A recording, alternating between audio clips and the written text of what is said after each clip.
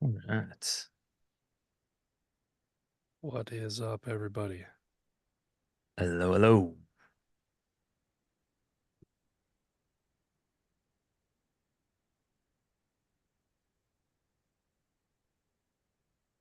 All right. Good morning from Arizona, evening from Ireland. I love that. Right. And then afternoon from Texas. Got it all covered. Just in first three lines. It is Mars. pretty amazing. Just like in general, I feel like still with travel for me, like it's still awe-inspiring, right? Like when you land somewhere else and you're like, whoa, it's a different time of day completely, and like this is going on while I'm in my little corner of the world, Yeah. Someone said Mars, but what's cool about that is someday that will be probably a reality. right? Though I think the internet connection won't be quite so good. There might be a little latency Mm, on Mars. someone will get cracking on that, solve that issue. Yeah, there's this whole thing called physics. Mm, mm, Make that one yeah. tricky. Oh, my Nah. video's not on. Oh, hello. Oh, hello. Nice to see you. Oh, hello. Didn't even know. Physics schmizics, says Jacob. I like it. I agree. Hello from Scotland. Christopher, which part of Scotland? I used to live there. Saudi Arabia. Did you really? Mm-hmm. That's super cool. Glasgow. I uh I one time I got to speak at an event in Interlaken. It was awesome. Oh, cool. Yeah, loved it.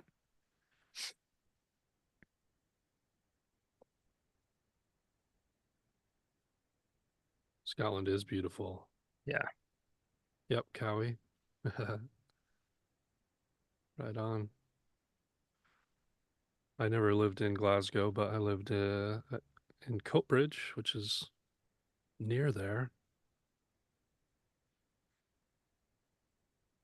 There's a little spot called Ayr, Scotland, Hmm. on the southwest coast that I really love. I could live there.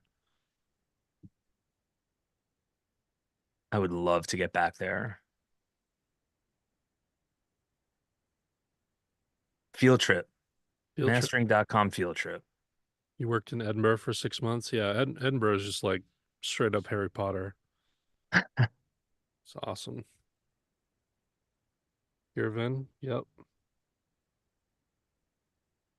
Nice.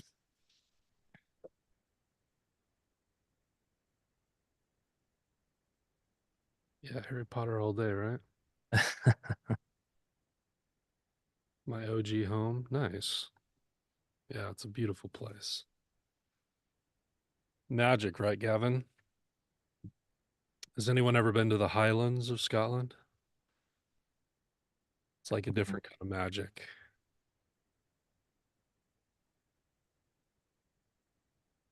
From Spain. Highland. You enter into the Highlands and it's just kind of like you time teleported into a ancient ancient place. Yeah. It's Oh, you lived in the Cairngorms? That's awesome. Oh, your brother did. That's sweet. That's really pretty.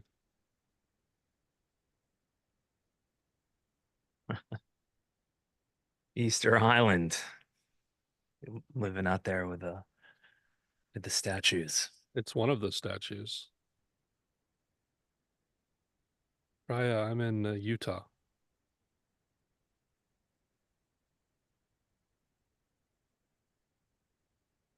Yeah, true, George. True. Albuquerque, New Mexico. I bet I went to Albuquerque for the first time a few weeks ago. Well, let's just say I turned around in Santa Fe and passed through Albuquerque at about 3 a.m. and hit a Whataburger. So I guess I didn't visit Albuquerque per Eh, se. you were there. Oh, what is up, Alex? In Orem. Used to live in Orem myself.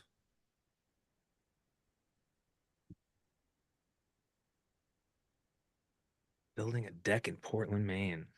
Hmm, Solid view, I hope. I'm sure. Right?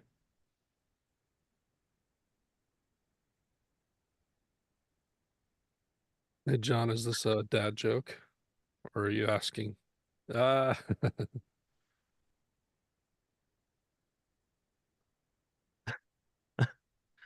Well, is this the same as yesterday? Nope, it's a continuation of yesterday. yep.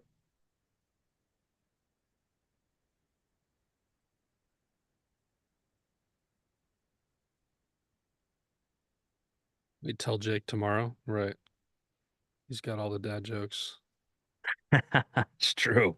Sally, I am Braveheart reincarnated. That's the best compliment ever.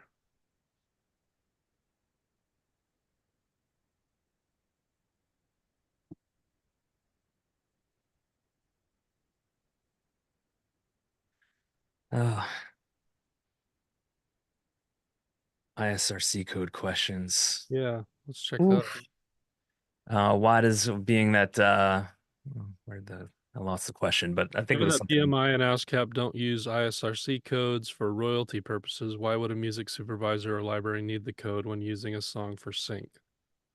Um, in general, it's just a tracking mechanism. It's far from perfect, but you're right that PROs don't really use it. They ask for it. It's just another way to identify your track so that you can keep track of royalties and other opportunities.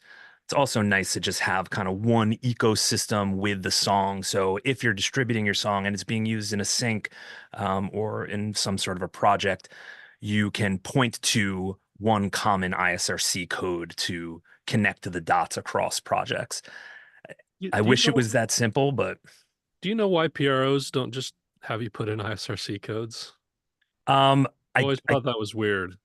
I don't. I think because if I had to guess, it's because of how imperfect that process is, right? Because not to get too far in the weeds of ISRC codes, but so I used to work at a very large distributor, right? So we had these issues, or what we would later find out to be issues with different ISRC codes are being issued to different releases. So if I have an ex-US release, that's getting a different ISRC code than my US only release, right? So then when I'm trying to create a system and work with, let's say, background music, so companies that are putting music overhead at the hotels or the restaurants, the retail stores you're at, being able to point to that ISRC code is not as easy as just saying like, oh, well, this is the one ISRC code to rule them all because many different exist. And then you're potentially dealing with different rights holders as far as the publishing is concerned or who represents what.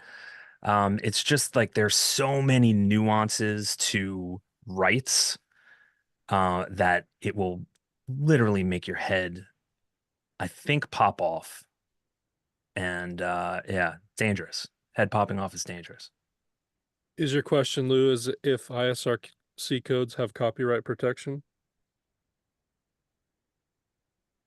So I am not a copyright lawyer or expert by any stretch of the imagination, but I will say, since we're talking about PROs, once you register a song with a PRO, it's basically copywritten, right? You're Yeah. establishing ownership of that song. You're saying, I have created this song and I am registering it. Yeah, copyright And copyright isn't as important as it used to be because there's so many digital footprints now. Yeah, In court, there's a pretty good paper trail of who would have originally had songs. So you don't see a ton of lawsuit based on that these days. It's more like, I think you ripped off my melody. I think you ripped off my you know. for sure.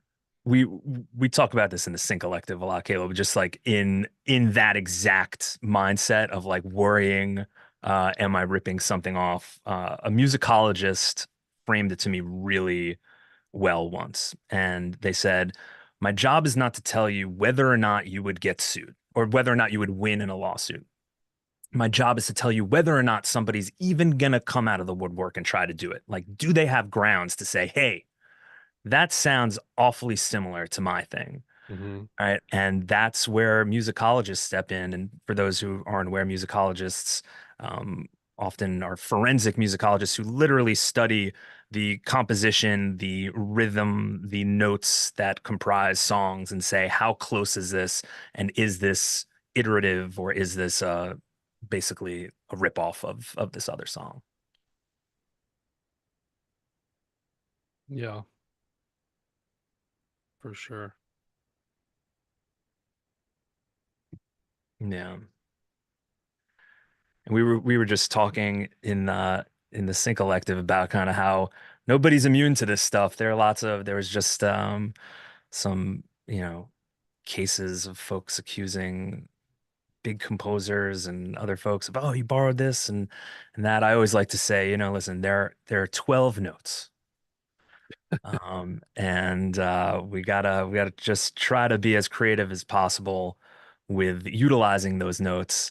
And that's a lot about what we're talking about here, right? Is kind of using emotion and using intention to help our creativity to do something original and not get too stuck in the weeds worrying about who might come out of the woodworks to sue. That being said, I would love to be sued by a big artist. Would probably be the best thing that ever happened in my career. Can you No imagine press that? is bad press. Well, no, yeah. If Katy Perry felt obligated to sue me, it means I'm doing pretty well. And it would probably be more light shined on whatever I did than anything else I could do. I But can imagine like a court like a court hearing and the judge is talking to you like Mr. Lovelace, do you understand the charges being brought against you today? And you being like, can we pause to appreciate that Katy Perry likes my stuff enough to just sue me? just suing me right now. Right? Can I get a what's up from the jury on that? And then it's in the paper, and then Yeah. TMZ picks it up. Uh Just do something like crazy in the courtroom so that TMZ has to pick it up.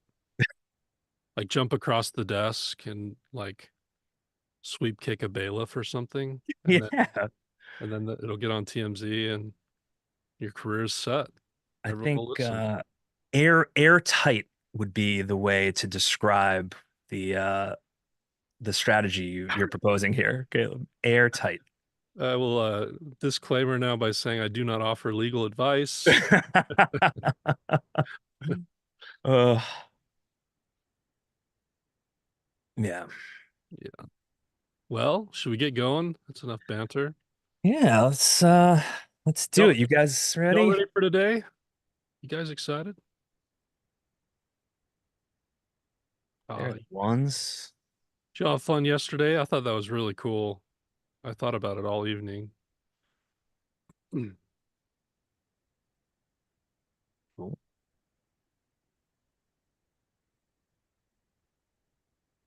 going to try to get Julia to come work with our students on a more regular basis. That's my new goal. She's awesome. She's coming in as a guest speaker for the Sync Collective. Yeah. I need to see what I can do there, Yeah. make it more established. Syncfest, everybody. Welcome to day 2. Welcome back. If you're here, you made it through day 1. We didn't scare you off. You're hardcore.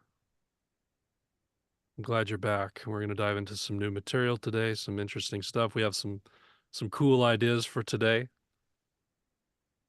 Rob hit me up this morning with a grand idea of something we're going to do today. I think it'll be a lot of fun for everybody. But welcome back. Happy Tuesday. We can dive into this. In terms of introductions,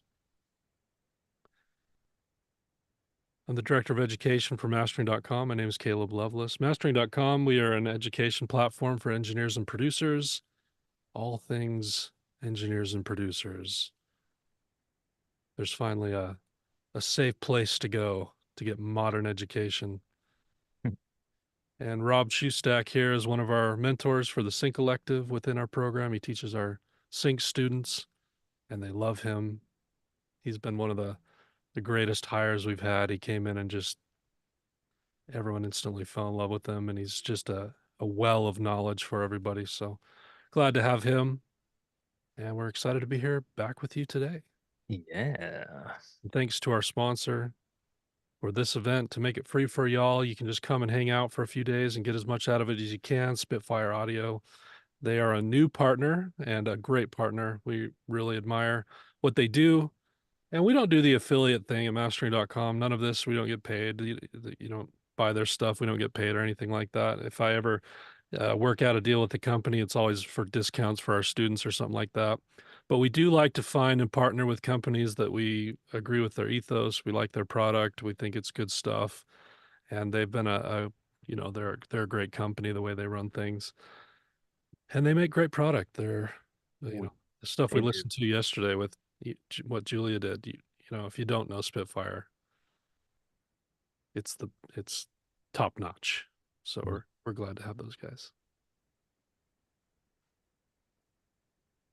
All right, Rob, Cool. it's all you, my man. Right on. Well, thanks for the intro, Caleb. And yeah, great to see all you guys back. Stoked for day two, which is Catalog Exploration Day. And we'll dig into more of what that means. But I saw some comments in the chat, some songwriters, some I'll air quote traditional producers here that may not have thought about sync or may not have looked at the music that they've been creating up to this point as sync viable, right? So what we're going to do today is we're going to look at our catalogs of music. We're going to look at how we can listen to music through this kind of emotional lens, right? And find that whether we're composing specific for a visual or a sync project, or if we're just creating music as a songwriter, as a producer, it's all viable for sync. And let's talk about why right after we talk about the daily schedule.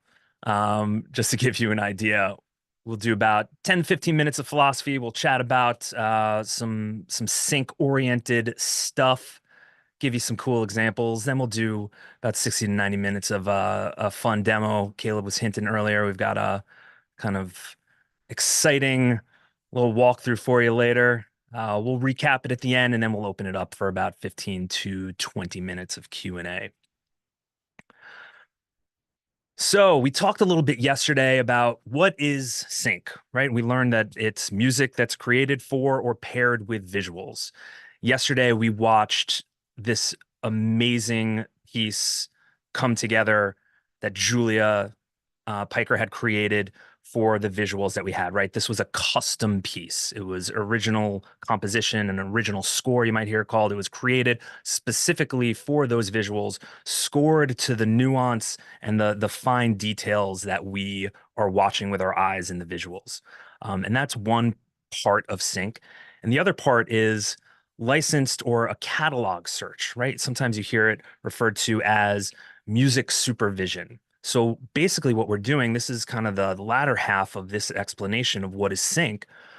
We're taking existing music and we're pairing it with visuals. And those visuals, again, just a reminder, can be for any kind of media: film, TV, advertising, video games, social media content as you're scrolling through brands posting, the podcasts that you're listening to, corporate events, whether that be a conference that you're attending and you're setting up an experience there. We talked yesterday about HR departments and recruitment, creating content, creating videos to attract top talent, to retain top talent, right? And then all of the content that's being posted online. So when we're thinking about sync, we're putting this music to any kind of media. And what is the goal of that? Funny you should ask. It's to use the music to enhance the overall creative impact of the project, right? We're using music to help deepen emotional connections. We're telling a story. We're strengthening creative intention, right? And when you think about projects that have visuals, they're all telling a story, right? And that story is meant to form an emotional connection with the people who are watching it, right? And in order to do that successfully, we need to have the creative intention. And we talked a lot yesterday about the importance of clear creative intention, right? And just to recap for those who are here and to summarize for those who might be just joining us for the first time today, the creative intention is really kind of your focus on the impact that you want to make with your project. Okay. How are you creatively delivering this message? How are you creatively telling your story? We talked yesterday, I used an example of Star Wars being clear. George Lucas wanted to tell a space opera. That's how he wrote it, as a space opera. Star Wars was intended to be this classically themed story of these operatic, sweeping interpersonal relationships, right? So, having clear creative intention is crucial. Today, we're going to talk about how listening to music through a lens of emotional intention, right, can help to tell that story, to create the connection, right? And what does that mean? It really means that when you're listening to music, and this could be music in your catalog, music that you're creating, or music that you're just hearing, you want to try to look at it through an emotional lens. How is it resonating with you? How is it landing? How is it making you feel? Is it giving you a sense of frisson? Frisson meaning the hair on your arms standing up, right? A little chill up the back. And that doesn't have to just mean in a horror sense or a scary sense. It's just something, it's a physical reaction that lets you know that something is resonating with you. And that's what I want to start developing today, right? Thinking about how we can listen to music through this lens of emotional intention. And one of the ways um, to do that, and we spoke about yesterday with creative intention, is through a creative brief, right? Using a brief or an outline that helps us to put together the pieces of music, the creative direction that is ultimately going to help deepen this emotional connection, assist in telling our story, and strengthen creative intention. So today, what I wanted to do was I wanted to create a little creative brief here with the intention of having some music to accompany the lesson that I want to walk you guys through. Right? We're talking about sync. We're talking about using pieces of music to kind of enhance that emotional connection, help tell the story.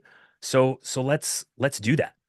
So I have a lot of experience in working on creative briefs and helping brands and agencies, clients to figure out, okay, how do we talk about the emotional impact that we want the music to have, right? And a good way to start, and this is in a lot of creative fields with creative briefs, is to just start thinking about words that resonate with you, right?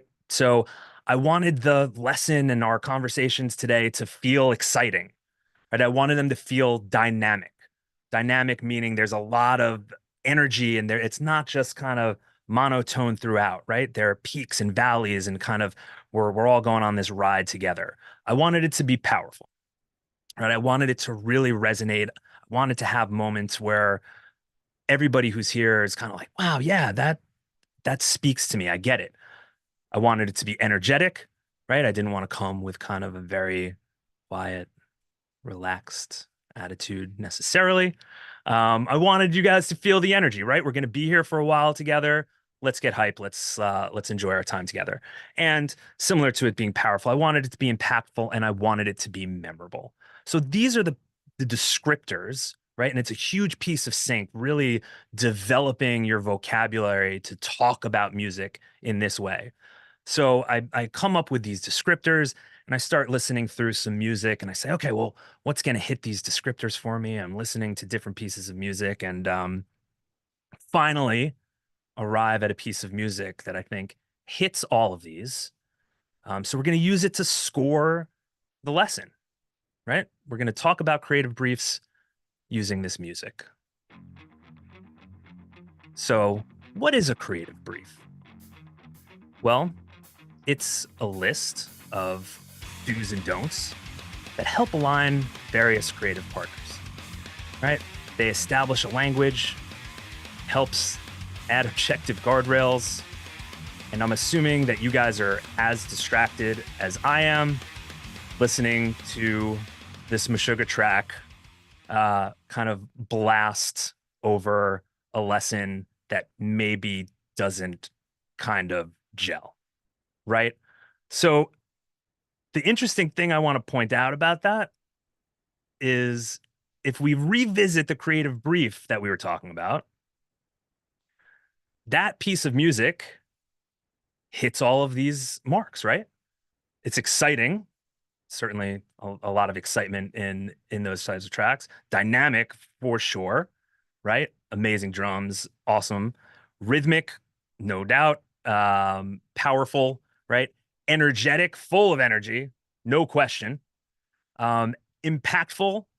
It's certainly going to make an impact on everybody listening to it, right? For better, for worse, and maybe somewhere in between, but it's going to make an impact and it's going to be memorable, right? If you're doing a creative presentation and blasting Suga, people will probably remember, walk away and say, oh, yeah, I remember that presentation with metal blasting. For the right reasons, I don't know, right? But what I want to point out is even though we hit all of these descriptive words, it didn't feel right, right? It didn't really make sense with what I wanted to talk about as far as explaining what a creative brief is to you, right? And sometimes listening to music is very subjective, right? Somebody might say, I think that was a perfect track. That works great. Woke me up. We're ready to go. But was it really the emotional intention that I had for this lesson, right? And I think the answer is probably not. But what it helps us to realize is that we want to work to achieve some sort of creative objectivity. Yes, music is subjective. Yes, our tastes in music are subjective, but how we use music, and more importantly, why we use music, is often way more objective than we may think, right? Let's eat grandma versus let's eat grandma, right? There are very specific and objective differences between these two sentences, right? Commas matter, punctuation matters to help create that objectivity.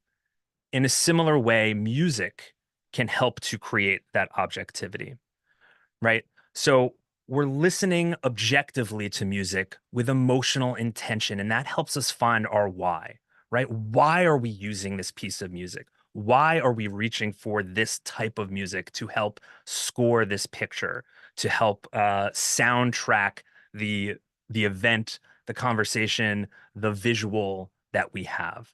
So we really want to understand our why so that we can focus on honest emotional connection. And I want to stress the honest part of this emotional connection, right? Because as we listen, this is how we move away from the subjective piece and more into the objective piece. We're going to talk a little bit in a little bit about physical reactions that we have to music, but really being honest with how things resonate with us. Not on, again, not on a subjective level, not saying I don't like I don't like Meshuggah because I don't like loud music. Okay, that's fine. That's a subjective piece. Objectively, what does that music do to you, right? For me, it creates a lot of it is impactful, but there's a lot of tension and it's frenetic and it feels very intense, right? So whether or not you enjoy that intensity, that's subjective. But feeling that intensity, that's objective, right? And that's going to help you to become a better composer, a better producer, a better songwriter, right? Because it's not just about, hey, I like this or I don't like this. It's about understanding why someone else might resonate with it, right? And I think that's an important part that I really want you guys to understand. And this is kind of like very primal, innate stuff, right? And this is a quotation from Oxford University evolutionary psychologist Robin Dunbar, who said, "Among primates, singing may have been as important as grooming and fostering social cohesion." Potentially even more efficient than picking lice. This grooming at a distance may have facilitated the harmonization of large hominin groups, right? So this is kind of innate in who we are and innate in living beings. This sense of fostering social cohesion, sharing a physical experience through music, through sound, right? This is at the core of all of us. And that's a really, really special thing. So much so that researchers from the UK have found that the beat of the song you're listening to can influence your heart rate. And when people sing together, their breathing often becomes synchronized, producing positive emotions. So now we're all going to sing an aria together so that we can synchronize our heartbeats and our breathing. No, we won't do that. But You we ever could. you ever watched Eric Whitaker's Virtual Choirs? No. Pretty cool. Check it What out. what is that? He just has people from all over record and do it together, and That's cool. he puts all the screenshots up. Yeah, Eric Whitaker's a genius. Anyway, I That's digress. really cool. Native Instruments just released, I think it was a free instrument with Jacob Collier, I think. There we go. Yeah, Sean was saying really, really cool where he recorded the audience singing certain parts from various shows throughout the world and made a virtual instrument out of it. It's really cool. Really interesting. Um, cool. So physiological effects, right? Psychological effects, physiological effects. And as we discovered yesterday, humans actually process sound much faster than other sensory inputs. Even our sense of sight takes longer to produce a reaction than sound does. So, this is why it's so important that we really understand what type of emotional impact our music can have, right? I don't want to say the emotional impact our music is going to have because it's not as finite and defined as that, but we want to understand kind of how our music can be used to help emotionally connect with folks, right? We want to have that emotional clarity, that emotional intention that helps people to make that emotional and psychological and physiological connection to our music. The Journal of Positive Psychology showed that in experiments where people looked at a face, the music they listened to affected how they perceived it. So it influenced what they saw, literally influenced what they saw. If you were listening to happy music, a more neutral face was more likely to be viewed as happy and vice versa, which is pretty wild, right? Especially as we're talking about kind of how it has this emotional impact and it's a shared emotional impact. Physiologically, our heart rate, our breathing can become syncopated. So as you're thinking about BPMs, right? We were talking yesterday with Julia about how she found the right BPM to start scoring to. And we talked about how visuals have a pacing and you could start to feel that pacing, but also see how you're reacting to it and understand with this knowledge, right, that likely your BPM, your pacing is going to set the tone for other people watching it. So you dial in that shared experience, which is a really cool thing. And the idea of this experiment, I think, is super fascinating. And I think that we should test it out. So let's do it. Here's our friend. He's having a meh kind of a day. They look okay, right? Let's It's see what, it's like my daughter this morning. yeah, just woke up kind of meh Hmm. on the meh side of the bed. Let's see what it sounds like when we score our friend here.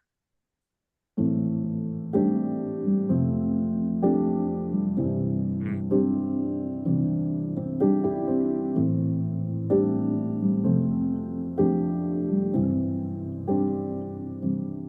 Yeah, I feel bad for that guy. Just keep watching him though, and let's see what happens if we kind of literally and figuratively change the song to his day.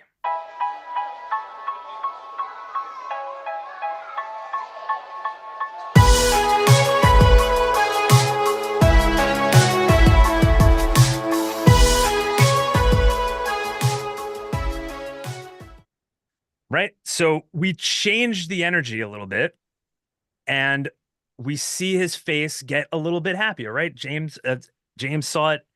I see it. For me, the colors brighten up a little bit. We can go back to looking at him, right? The color brightened up a little bit for me. It's really kind of like the corners of his mouth almost look like they perk up a little bit.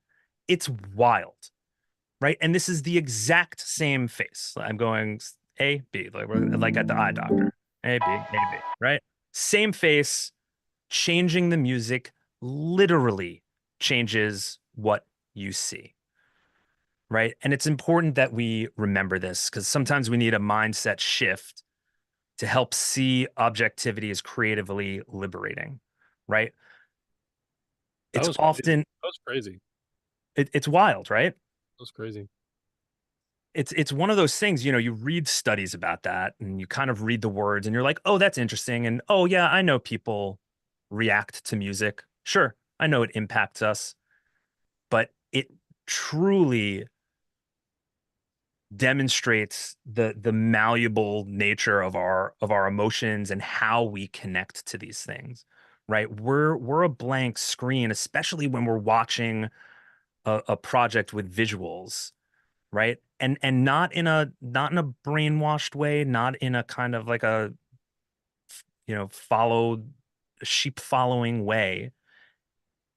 I look at it much more beautifully, really, right? It's this shared human experience where emotions speak to us on such a deep level, such an unconscious level, that it actually changes what we are seeing with our eyes. And I think that's incredible and amazing. And for me, serves as a really good frame of reference for, you know, remembering that this is about a shared emotional experience. We need to look at it through this emotional lens.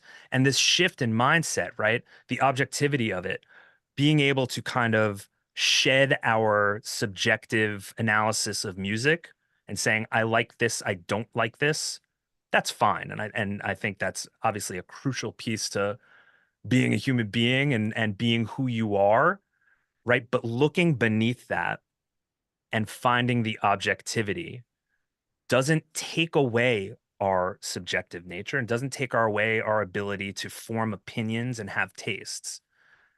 I think it actually enhances our ability to appreciate what our tastes are and also connect with other people who have different tastes, right? It allows us to understand, appreciate, and experience just this whole spectrum of emotion.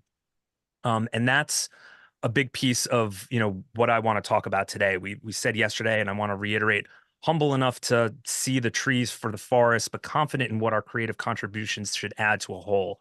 Right? We're part of a larger creative project when we're working in sync, and I think part of that is the idea that we're all part of this larger human experience as well, right? And tapping into that is where you get the emotional gold. So, whereas yesterday we talked about kind of the creative intention and really being clear on, okay, here's how I'm setting out to tell this story. Here's some tools that I'm using. Here's some techniques, right? Today, what I want to focus on is really thinking about how am I talking about the things that I'm creating? How am I talking about the music that I have created, that I will create? How do I think about, listen to, and speak to this catalog of music that I have? Because an important thing I want everybody to remember, every piece of music we mentioned at the beginning, all the pieces of music, as long as you control the rights, right? Harkening back to our kind of legal tinged start to the conversation, as long as you control the rights, it's all viable for sync. The way you emerge as the valuable sync partner is by understanding how and where it's valuable. What emotional connection are you helping to make? How can this help to enhance these emotional connections and the clarity of the story? Right. So, what we're going to do today, because it is a demo time, we're going to dive in and we're going to listen to tracks against the picture that Julia had composed to yesterday. So, the way that we're going to do that is we're going to dive into a couple of different libraries. For those who aren't familiar, music libraries are libraries, they're catalogs of music that are available to use for different pieces of content, right? All of those pieces of content that we spoke about earlier, the rights are going to differ. The way you license them are going to differ. And what that means for the term and the pricing will impact that. But music libraries exist as a way for creators to find music to use for their film, right? And we're going to talk tomorrow about, I know a lot of questions have popped up, kind of how do we break into the industry? How do we start establishing these relationships? A bit of a spoiler alert. A lot of that has to do with first understanding how you become a valuable sync partner, Yep. right? And that's part of a huge part of what we did yesterday and what we're going to do today, right? Learning these skills to then apply, and we'll dive in a little bit deeper tomorrow. So stick Yeah, around for that. don't let it be lost on you because in my experience, it seems like the developing of those relationships is the hard part. And it is a part, but it's not by any means the hardest part. And there's a reason why Rob has spent so much time over the last couple days talking about emotion and creativity and subjectivity and all that stuff because once you have that dialed in, opportunities find you. If you're good at painting with emotion, opportunities will find you. And that other stuff becomes the easy part. I mean, you can go buy a list right now for $25 of every music supervisor and all that. Like that's not reaching out to those people isn't the hard part. It's actually wowing them and That's right. getting them to feel something that's the hard part. And so we're spending a lot of time talking about this because this is what will make or break you as a sync artist. 100%. I would spend 100%. 80% of your time focusing on exactly what we've been talking about for these 2 days. And then the other stuff just kind of happens. It really does. When you're ready, it happens. Yep. And that is the crucial piece, right? And the common thread to listen to, right, is how we're using our tools to help create these emotional connections, right? Watching Julia use, I see everybody shouting out Albion, which is amazing, right? Using Albion, using these tools to create this emotional connection. Today, we're going to be listening to overall pieces of music and really kind of dissecting what is the emotion within it, right? It's very much in line with kind of the reverse engineering philosophies of mastering.com in taking a finished piece and backing out and kind of, extracting what the emotion is, right? Yesterday we created that from the beginning, molded that and built it up from the ground up. Today what we're doing is we're looking at existing pieces and we're going to be able to identify what those emotional connections are, and we're going to watch as they change with visuals, right? They're the same way we saw the I don't want to call it a smiley face, I guess I'll call it a meh face. We saw the meh face get a little sadder with the sadder music.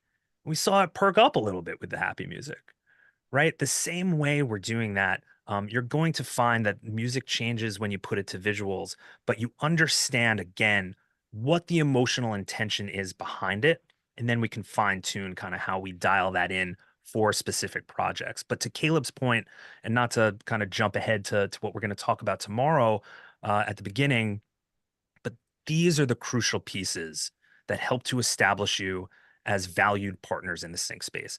Understanding those nuanced differences, understanding the emotional impact and intention that your music can have, how you fit into solving a larger emotional and creative problem puzzle. That's what's going to help to differentiate you in a market, in a sea of people who are just sending cold emails saying, "Hey, listen to my music, it's awesome," or "I love the last movie you made, let's work together." All right.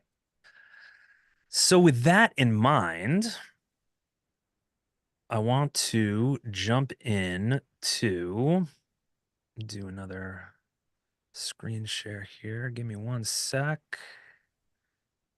Let's jump into how to use Zoom.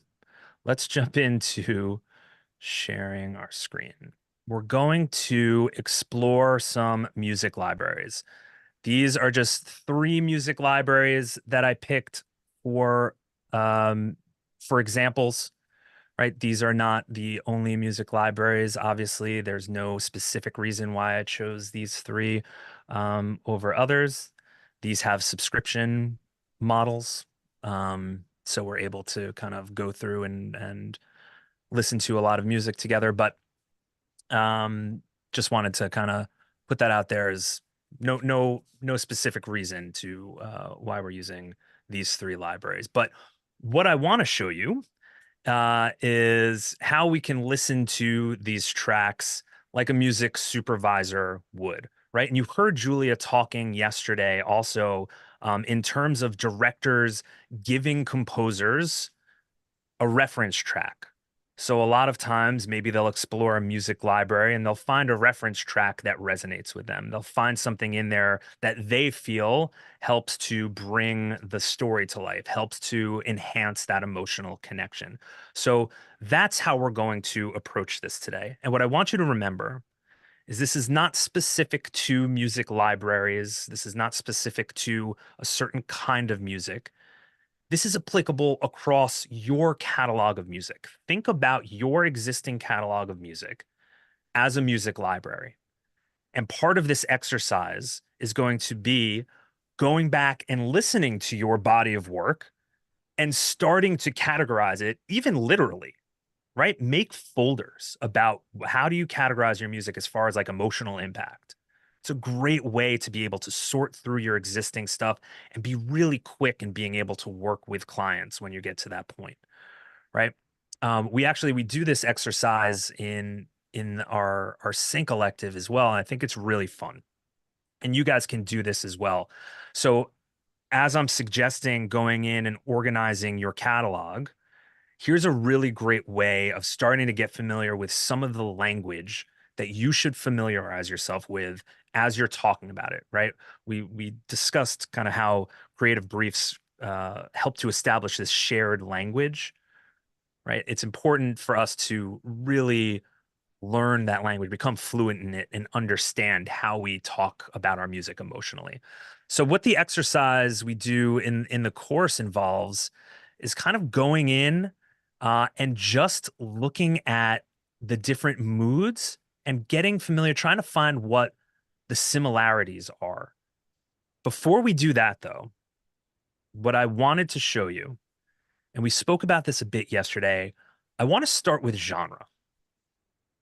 Okay. I want to say, okay, great. I think, especially if you're a songwriter or a producer or aren't as familiar with sync as some of the more experienced sync producers and composers here are, maybe you're thinking about it in terms of, okay, well, I need to write this orchestral or really emotional cue for music that's cinematic. Cool. Let's dial in some cinematic stuff, right? And if we remember from yesterday, and we'll watch the visuals again, the example that Julia brought to us was a really intense visual. right? There was a lot of tension. It's an intense theme. Then there was a lot of action. There's a lot of uh, fighting. There's a lot of movement. There's a lot of excitement.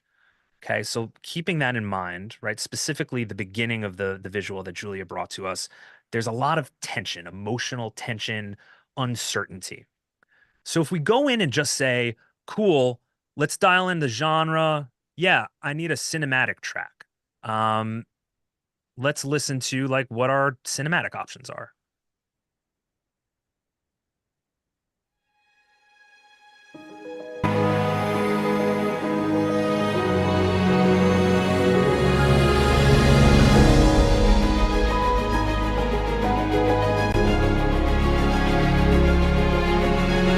Okay, beautiful track, emotive, emotionally impactful, right? So if, we think back to the example we did at the beginning of our lesson where we played a Meshuggah track over a lesson about creative briefs, right? It hits all of these certain words. So we can say, yeah, this is cinematic, it's orchestral, it's emotive, it's filled with emotion.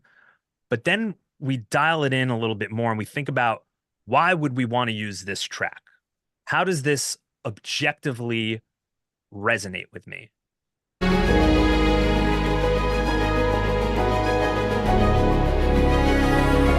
And for me, words like triumph, uh, a sense of feeling regal, right? I instantly get visions of like soaring nature scenes, like eagles, very larger than life, triumphant uh fanfare, drone shots. I see people saying powerful, right? Absolutely. So, How to Train Your Dragon flying scene, right? Majestic, flying over water, landscape. So there's like this nature connection, right? And this is just by listening to 10 seconds of an orchestral only cue. And you guys are already or you're already able to dial in these words, right? And notice the similarities because it has this objective impact on us. And don't worry if it doesn't come naturally to you. Don't worry if it's not something that off the bat you understand and you instantly say, "Oh yeah, drone shots, or majestic and soaring and regal." Don't worry, right? That part of that is just going through the process. Part of that is repetition, exposure to these types of words. But what I really want you to focus on, and what everybody can tap into, regardless of where you are on your journey of working in sync or in music in general, truly listen to yourself, truly listen to how this resonates with you on an emotional level. And I think then you'll be able to start to see and hear those words just come out naturally, right? So cool track. Um, but is it what we need?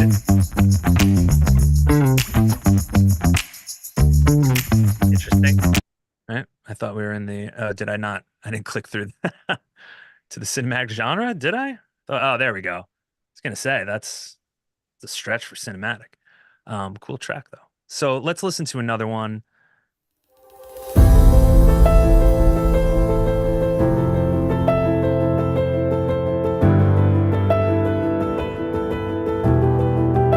What are some emotions? Again, I'm gonna play it for another like 5 seconds.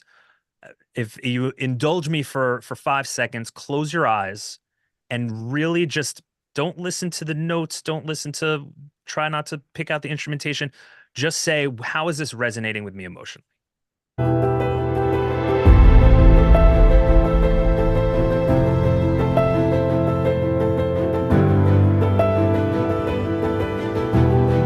All right, hit me. What do we got? Reflective, pensive, hopeful. Totally. I got a lot of hopeful vibes. Hopeful, hopeful. Searching, right? Walking away, there's a sense of movement, a journey. Totally, right? With the walking away, the sense of the journey, motion, movement, striving, whimsical, right? Positive. Though that's great. right? And we don't have to kind of really find like super nuanced words, even just realizing like, oh yeah, this resonates in a positive way with me, right? Great place to start. Living in the moment, looking for an answer, right?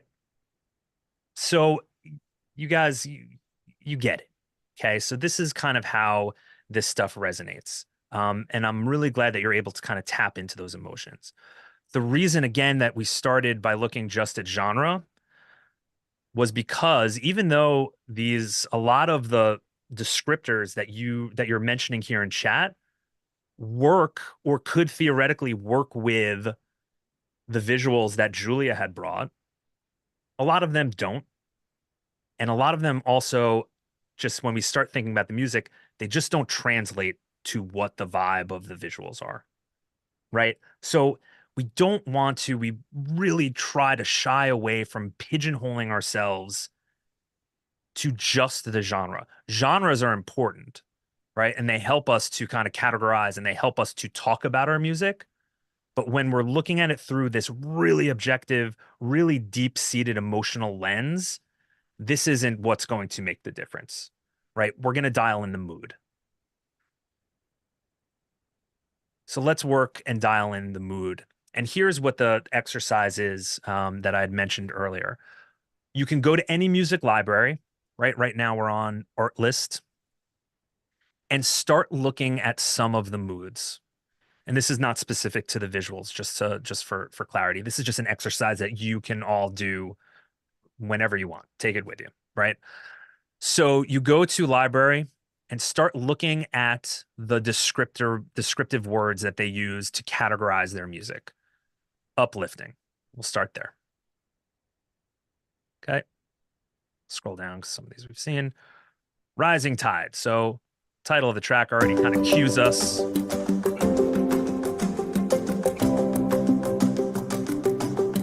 Okay. I just want to point out 7 seconds into the track. Do you ones in chat if you instantly feel that is uplifting? Instantly, right? It's incredible, right? Some of that is sound selection. Some of that is how it's mixed, and we'll really do a deep dive on that tomorrow. But it's again back to yesterday, using our tools to put this together. That's kind of how you start building from scratch in your catalog. Go back and listen to it, your music, and say, okay, how does this resonate with me instantly? Within the first 7 seconds, what am I feeling? And start to get really honest about objectively how that feels. You might have written this song as like about a life experience or it doesn't have to be like the tropical trip that you took. Sure, it can be, island travel, but someone else said Jeopardy like. And I love that, right? The attack of the notes, right? The staccato nature of it made them think of Jeopardy. So maybe somebody would have written that track in more of a inquisitive way than like an explorative travel way. So get really familiar with like what the emotional intention is. What does it bring up for you? How can it be used? And then the second part of the exercise is as you're going through these descriptors, start to listen for common denominators. Okay. We just listened to this track. Cool.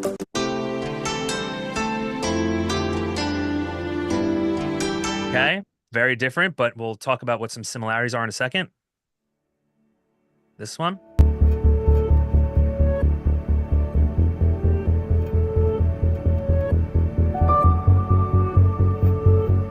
Okay.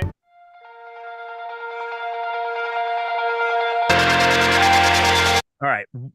Why don't you tell me some of the similarities that you hear within these four pieces, random pieces of music that we listen to, categorized under uplifting, bubbling notes, major chords, rising chords, major, major, plucks, staccato, totally, right? Energetic rhythm, walks up, movement, no whole notes. Really, really good observation. right? A sense of spaciousness, high end.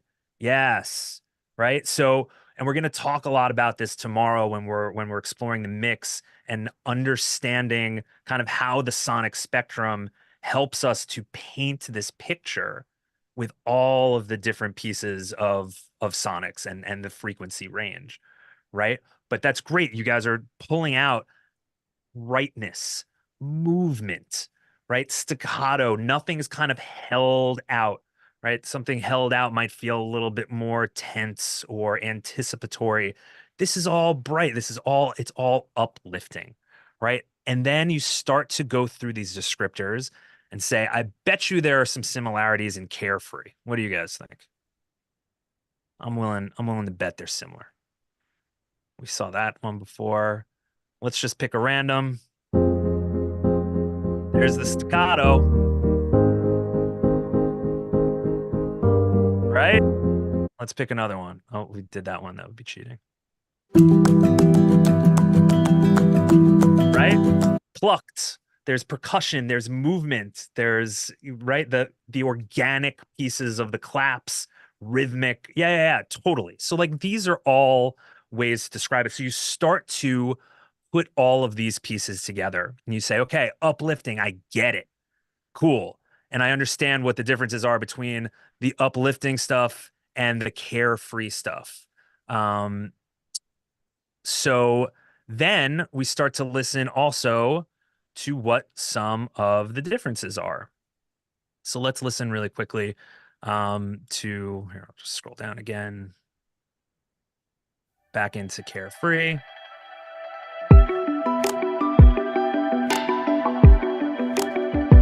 Okay, listen to one more quick example.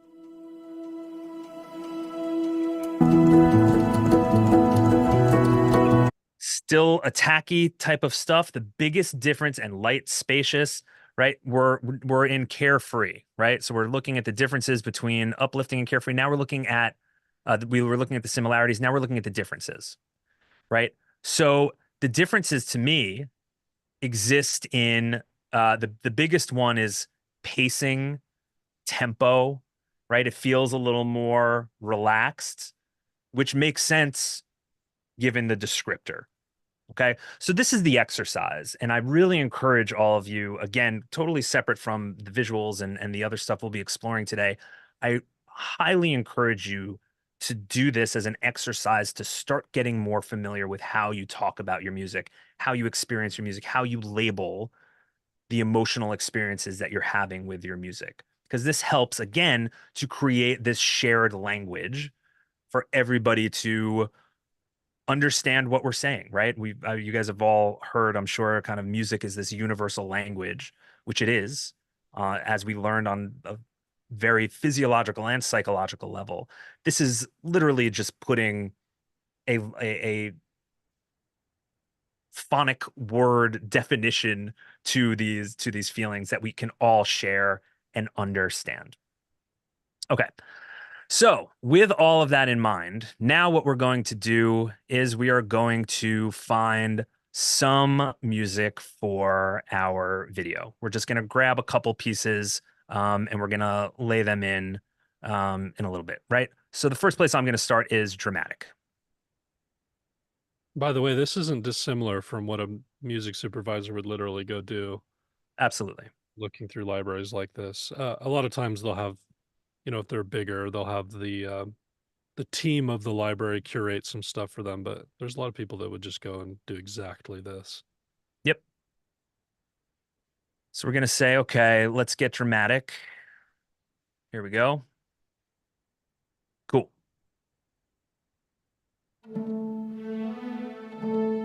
And remembering the visuals that we had were dark, they were very intense, but as Julia was talking about, they really wanted to create a sense of space, right?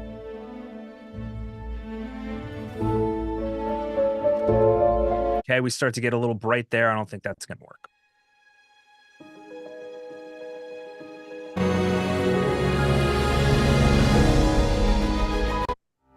The title of the track helps us figure it out. Land of Wonders, not necessarily what we're looking for.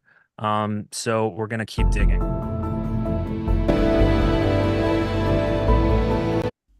Okay. Part of what we're doing, and just so you guys understand, right? If I'm putting on, like Caleb said, my music supervisor hat now. So when I'm music supervising a project, and I'll demonstrate this more at the end when we're going to do a quick lightning round. Um, what I'm doing is I'm looking at the wave file as well and seeing if visually it's also kind of giving me some space and what I need or different moments that maybe I can cut to. Okay, again, bright, too bright. Let's switch out of dramatic, right? Maybe that's not the right word. Okay. We want drama, and that's how we talk about it, but let's see what tense gives us. So let's get this to populate. We'll grab a tense one and then we'll keep it going.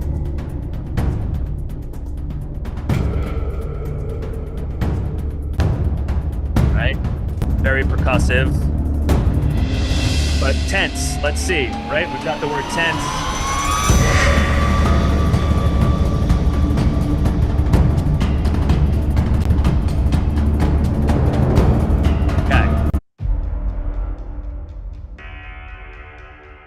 I feel like that'll fit really nicely, right? Eerie, creepy. And I see someone, Clifton just mentioned the last one might work for the fight scene. Totally. So that could work really well. Right. We're just going to grab a couple here.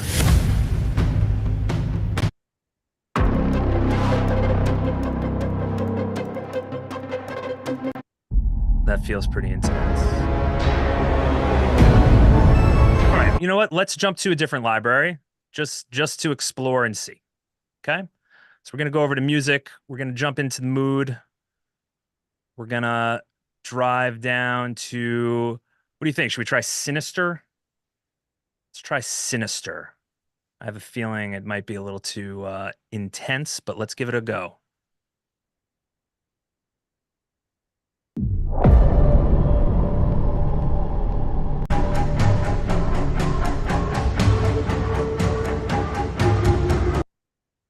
Let's give that a try. We could put that to picture and see what it does. You know what? While we're here, let's do dramatic. Okay. We'll grab a couple more and then we're going to jump into the session. It never takes too long before I'm falling into your arms. It never takes too long before I'm... Interesting. Who wants to try this as a little wild card? Let's see what happens. Vocals. Maybe it'll work. We'll see.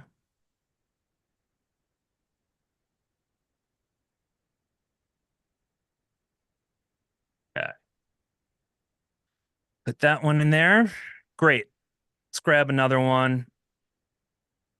Right. And I'm also looking over here. This is where the genre can also help to inform us, right? Seeing it's ambient and cinematic. That sounds like that might be nice. I know that I liked a lot of the drone work that Julia did yesterday. So maybe we have some of that in here. Buffering, buffering, buffering. You know what? Let's go just on a whim. Let's download it. We're going for it. Okay. Put this one in here. And now let's go. I saw people suggesting we look at angry and aggressive. Let's look at aggressive for the fight scene. Or you know what? Let's look at real quick. Let's look at tense because that's you'll often hear those types of drone cues called tension cues, right?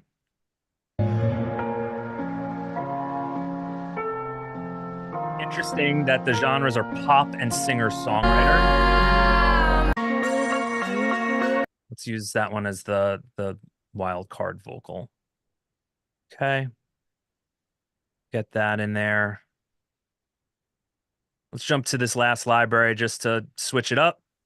And again, I hope as I'm jumping from library to library, one thing I want to point out that you guys are noticing similarities, again, between some of the genres and the descriptors and really paying attention to that. All right, um, let's grab a couple in here. We'll go to mood. And then you can also dial down and really spend time in some libraries, get familiar. These are really great descriptors, right? Atmospheric, beautiful, chaotic, epic, intense. So let's see what we want our mood. I saw someone say, let's check out some angry stuff. Let's listen to this angry.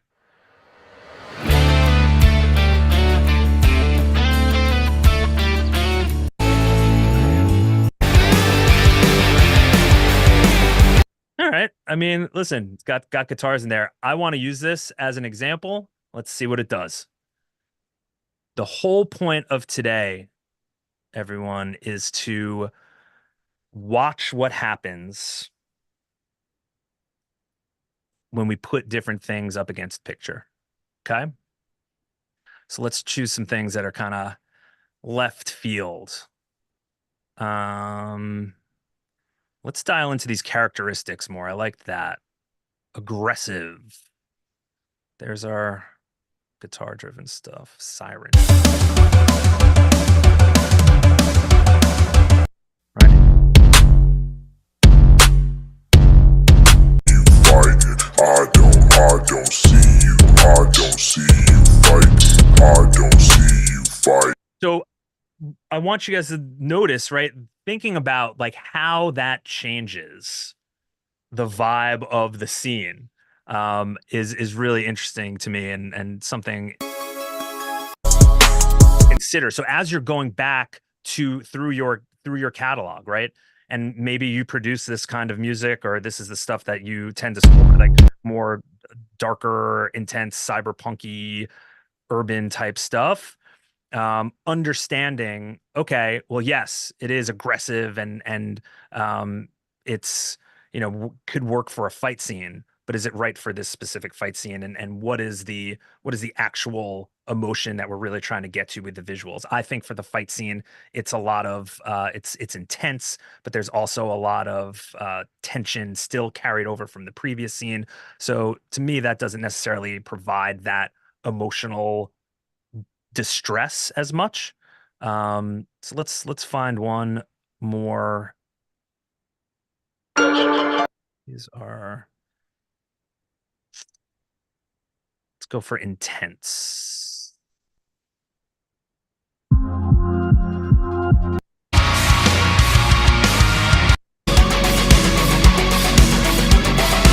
A lot of these are very modern, which is cool. I don't know if it's going to work for what we are scoring. So we'll jump back to the first one. Jump back to this middle one, and we'll just go for one more. See what's aggressive in here. Let's listen for, excuse me, some similarities from the other sites as well. Right. Dark, urban, aggressive, more of that as well. I think if we dialed in more of the cinematic pieces of it, and we can do that, we would have more luck. We don't need to do that because what we're going to do at the after we look at the pieces that we've downloaded is we're going to go through the submissions that you all sent in at the end of day one yesterday. And we'll talk about how we get there. We'll talk about it more when we get there. But basically, if you submitted in time, so before by 11:59 p.m. Eastern time, and if you followed the naming convention, we're going to go through your track. So we're going to rip through all of them, and we're going to do it in a way that Caleb was talking about before, like a music supervisor does. We'll talk about it more, but I just wanted to let you guys know that we will be going through almost all of the submissions that you guys sent in, looking at them to picture and really quickly figuring out what is the emotional connection that it has on us. Someone The asked, emotional impact. how do you stay true to the emotional brief while also staying creative? And I think there's a nuance there because when you're an artist, I think the goal is to push the envelope of yourself to innovate beyond yourself and to innovate within the genre of music, because that's what people really want to hear is innovation, something they haven't heard before. I think within sync, the creativity is different ways of doing the emotion. How creatively can I express the emotion through music instead of how much can I push the envelope? That's where the creativity comes in. And there's a lot of ways to do that.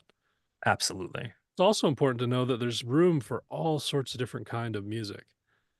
Some of my more like I have stuff that's like super straightforward, just like very generic, and that has done really well. But then some of my like very obscure, weirder stuff has done well too. Like one got a Coke ad, and it's Yeah. like, you know, you never know. And so there's place for everything. You just the creativity is just how many ways can I express emotion, and especially in a way that maybe people haven't really done before or something like that. And there are going to be people who want stuff that's really on the nose, like really generic, that's like right in the pocket of the emotion. And then there's also people that will want dualism within a scene. It's like the end of well, anyway, I won't say specific movies, but like a fight scene where they have an opera in the background, a bloody fight scene, but it's opera. And then they're playing to the dualism of that moment and not just something that's directly like big drums and like, wow, fight scene, right? Yeah. There's so many different ways that people will play with this stuff. And so you really just stick to innovating within the emotion, different ways of doing that, being creative within that. And that's what you can really do. And if you get great at that and expressing emotion in different ways, you'll get found. No question. And we talk about that a lot, right? The question comes up often. How do you stay creative even though you have these guidelines? And we talked about it yesterday and we're talking about it today. That shift in mindset of exactly what Caleb is saying, having the creative freedom to operate within this space. And it goes back to that kind of quotation that we had, right? Being humble enough to know that you're a bigger piece of the project, so you understand how you fit into it, but also confident enough in your creative that you understand how to creatively deliver that.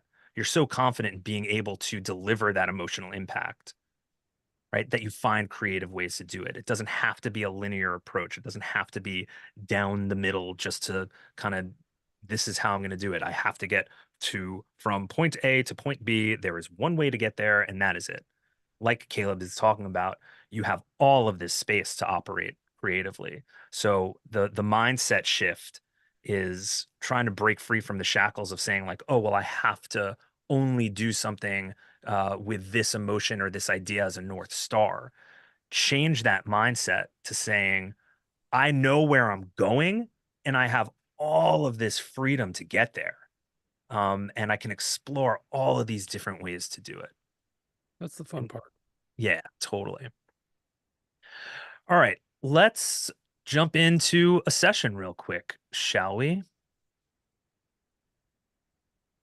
Just so you are all aware, I'm using Pro Tools today. I produce in Ableton.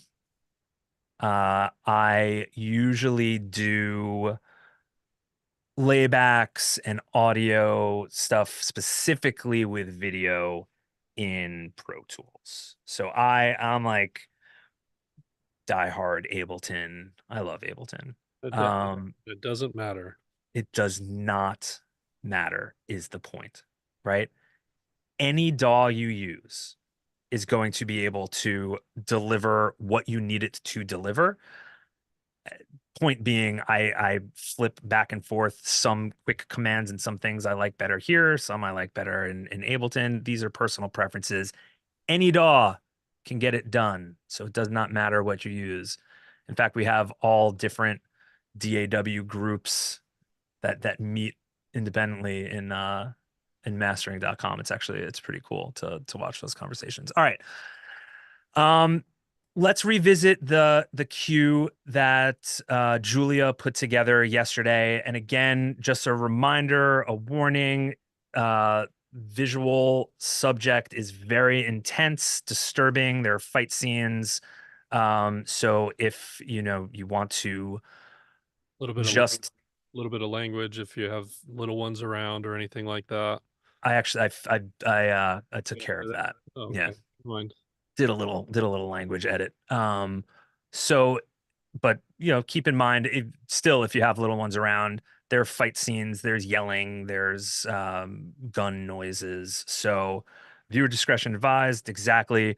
Feel free to turn off the visuals. I still think you'll be able to understand and appreciate just listening as we're talking about it as well. Okay, let's take a look. Remember what Let's make Julia. sure the volume's really dialed in today. It was a bit Yep. hot yesterday, so let's check that out real quick. Let me go to a loud part. Let's go to a loud part. There's no visual. There's no audio. So how's that? Let me reshare with audio. That'd help. Maybe. And then you have to have your output be Zoom. Yeah, I set that to Zoom. Should be. That's really quiet. The quietest. Yeah. Uh, We need a Zoom, a 3-day Zoom webinar. yeah, right. Yeah, Zoom. Okay. Let's just make sure. Come on, Zoomers. All right, Nick Allegro. We need you to Our resident Pro Tools expert. Strange. We can do this a different way, so don't worry. let's do it this way. I'm sure we can. Yeah. All right, bear with us, folks. Nick, I'm making you a panelist. You can get on and talk. I imagine Nick like shouting at his screen, like, Rob, you're doing it wrong. So you check the share sound, obviously, in Zoom. Yeah. That's awfully dangerous. Any thoughts, Nick? Well, explain the situation again, because what happened was I had moved over to the other side of the room and I wasn't exactly watching what was going on for a second. Yeah, no worries. I see how it is. Fine, Nick. The webinar. I was actually doing my work on my studio stuff Oh. across the room. So excuse me for like doing what you teach me to do. Hey, that's a great idea. Let's do a 5-minute break and we'll come back and have this all done up. People wanted a break. Perfect. Amazing. Do a bio break. Everyone refill the coffee. And yeah. Sounds like a plan. Come back in 5 and we'll have this all sorted out. Works for me. I tried to share my video, but I can't do that, but that's fine. You don't need to see me. That'll just be scary. Yeah, my playback, I don't know. I got Zoom audio device, right? But I'm not, you see how Nick might. You mean for sharing sound? Yeah, you see how my outputs are Sure. great? Yeah. With Pro Tools, do you have a loop back feature? What interface are you using? Apollo. Apollo. Do you have a loop back in that? I could, I guess, set that up. Because that's the way I do it with Pro Tools and with Studio One. I send it through to loopback, and then I choose loopback as my You know what I'm microphone gonna in Zoom. You know what I'm gonna do? I'm going to save this session. I'm gonna quit. I'm gonna relaunch, and I think maybe that might help. Because I know that you can share original sound, and sometimes that'll do it. But it's squirrely. It really Yep. is. It can be squirrely. Try to share original sound if this doesn't work for sure. Yeah, you have to have original sound on for sure to share your stuff that you've got in Pro Tools. Okay. But I use, like I said, I use Loopback, and then I send everything to Loopback, send my microphone and send the DAW and everything through Loopback, and that way I can control it right there. Got it. Yeah. You know what? We're gonna just do a There we go. little restart. I wore the shirt just for you today. Did you see this shirt? It says Nice. ADHD highway to, hey, look, a squirrel. I like it. I like it. All right, let's see if we can get this set up. Yeah, I could try to create a virtual track like I have VB. Yeah, you can either use the virtual, what is it, visual, what is it called, banana or whatever, or you can use anything that does a loop back, you can do that. Yeah. All I see, right. I have the Focusrite I18i20, and it has a loop back built into it with the Focusrite control. So I can send it right through that. I hear ya. All right, let's see if I can, sometimes all you need is just a little restart. Yeah, sometimes. And then you definitely got to make sure that your original sound for musician is on. Yep. Um, Playback Voice meter engine. banana. That's it. Sable. Thank you. All right, let's see. Let's see. Pop, pop, pop, pop, pop, pop, pop, pop, pop, pop. You know what? I'm also gonna try this. Share sound, stereo, high fidelity. I'm gonna share it all. Okay. All That's a right, nice picture to come in on, isn't it? yeah. Okay. Nothing. Nothing. You have to on your output. See, I have mine set up so it's going. I have my stereo out. I have two separate masters too, but I just come out of my output and go into more than one output on it. Hmm. You know what I mean? So I'm going to my studio, my speakers and everything out, and then the other output is feeding another output that's feeding into the loopback. Yeah, that sounds wild. It's actually pretty simple, but it took me a while to figure it out. I can tell you that. So Yeah. that's your outputs down there. Is that what you were showing me? Yeah, I mean, my concern is more that they're grayed out, so I don't even have an option for any output. So I would What's your have I/O to, say? Where in your I/O? Okay, so you don't have you only have two outputs. So well, for this one, right? Because I'm sending to Zoom, so that's to kind of reset it for. Let's see here. Let me see something. All right, I could do VB cable, but then I have to go. I would have to set that up. That's not going to work. Let me just see something so here. I wonder how she was doing it yesterday with her Pro Tools and what. This is how we do it, because this is how we did it. We walked through it together, and it was just, literally you share, you're good, and that's it.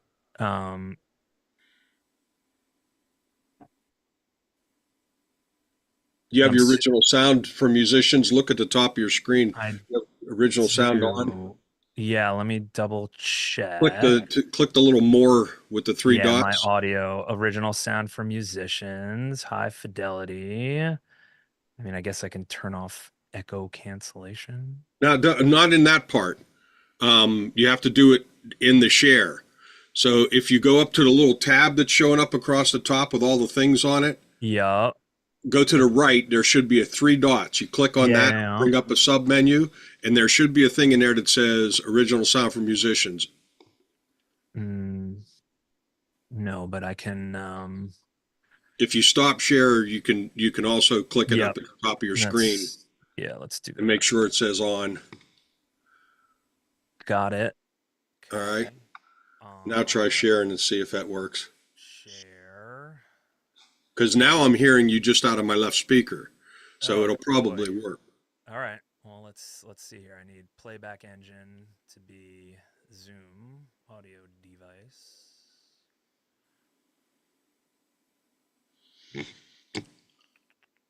Let's see. Okie doke. Okay. Nope. Okay, let's see what we got, folks. Nope. Still nothing. Nothing. All right, not a problem. I have plan B. So when everybody gets back, we're just going to jump right to plan B.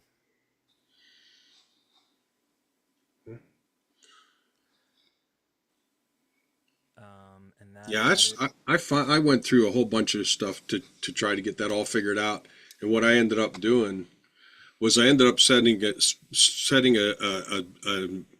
output, an aux out. Yeah. And then I put my output on that aux out going to feed the loop back, and then I can control it right there. But Interesting. But you're All still right, all just right. coming out, your voice is coming out of the left speaker because now you're on original sound for musicians and your microphone's only panned to the left side Got it. because it's How only am in I one now? input. Huh? Am I back? Am I back to the middle? Yeah. Great. Fantastic. All right. Well, listen. Well, Well, that was a futile effort in uh, sometimes tech works with us. Sometimes it works against us. Today, it's trying to work against us, but we will not let that happen. Oh no. We will not let that happen because always prepare for such occasions. So I'm going to set this up to make sure that we're all good. And all this means, folks, is that we get to jump into your submissions that much sooner, um, which is awesome. So while we're waiting, we'll wait for Caleb to pop back on. Nick, thank you for trying to troubleshoot this. We couldn't get it. couldn't get it. Thanks, Nick. That's All very right. Well, Appreciate it, man. sorry I couldn't help more. All good. And if you ever need to do anything like that, just reach out to me before you do it, and we'll jump on the call early or something. And Yeah, no sweat, man. Thank you for the offer. We had it all set. It just like I said, sometimes tech wants to work with us. Today it did not, but we will not let that affect us the because gremlins in the system have been alive and well and living in us. So there you go. believe me, we've dealt with it a lot. We have backup plans. All right, man. Nick Allegro, everybody. One of our I'm great. gonna hide myself again. So Oh, thanks, Nick. if you need me, I'll still be here. So Right on. All right. We hope that you have all enjoyed our technical difficulty portion of the presentation today. I liked it. Huh. Great demo of what not to do. Exactly. There you go. And it's important, as we learned with creative briefs, what not to work towards, as important as what to work towards. So here's what we're going to do. We're going to jump right into listening to the cues that you all have submitted. And then we'll take questions. So let me get this set up. And as we do it, just a reminder. So you guys had submitted your tracks yesterday at the end of day one. So thank you for doing that. We got amazing submissions. And what we're going to do is we're going to listen through all of them. So we've got roughly close to 100 tracks to get through. That, again, followed the instructions to get it submitted before midnight, 11:59 p.m. Eastern time, and followed the naming convention that we asked for, which was first name, Syncfest, and then which cue you're writing for. If your cue is not included here and you feel like you did everything that you were supposed to do, my apologies. I must have missed it. If your cue is not included here and you missed some of the instructions, it's not a big deal. This is not a criticism or an attack on anyone that didn't follow it. It's a good opportunity, though, to point out how important it is to pay attention to the details, especially when we're talking about creative briefs, especially when we're talking about working with a client, right? Understand that when you receive a creative brief or direction from a client, a lot of time, effort, and attention goes into creating that brief. It's done with ideally creative intention, right? And it's meant to help you. Again, it's back to that mindset shift of, oh, well, I feel shackled. I can't operate within this because I have this specific way I need to work. Think of it as liberating. Think of it as here are all of these clues. And I want to also just mention, we'll talk about it more tomorrow. I'm kind of spoiler alerting a lot of the content that we'll talk about at the top of tomorrow. But do your research and understanding kind of what's working in sync. And again, we'll talk about it tomorrow, but it's so crucial to pick up the clues. There are all of these clues left for us to decipher, to get curious about what's working. Why is this song being used in this spot? How is this score? Why is this score resonating so deeply with me? Same way when you receive a creative brief. Try to make that mindset shift from this is annoying and it's a lot of descriptive words and what does emotional really mean? Instead of approaching it that way, try to approach it from a wow, how awesome that I have all of these clues in front of me that I could start to put together to see what's going to work to help me win this. Remember, when you're trying to win an opportunity, all of the pieces are there. Nobody's against you. The client wants you to win, right? There's a famous story that George Clooney shared in an acting capacity that kind of he's trying out for all these acting jobs and he's just not getting hired.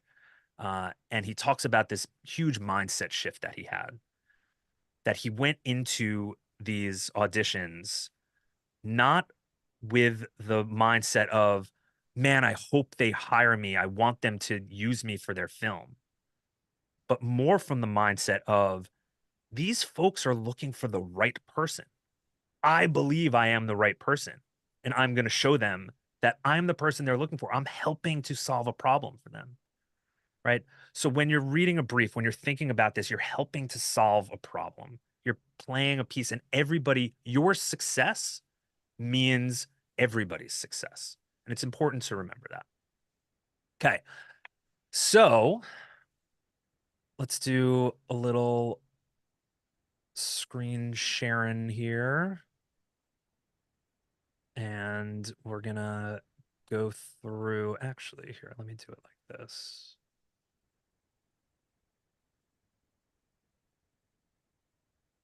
Yeah. All right, everybody. Let's do this. And get it all rolling. So we have the visual here, right? Let's start listening to your tracks against picture. So this is for a drama cue from Miles Lowry. So what we're going to do is we're just going to play it against the picture.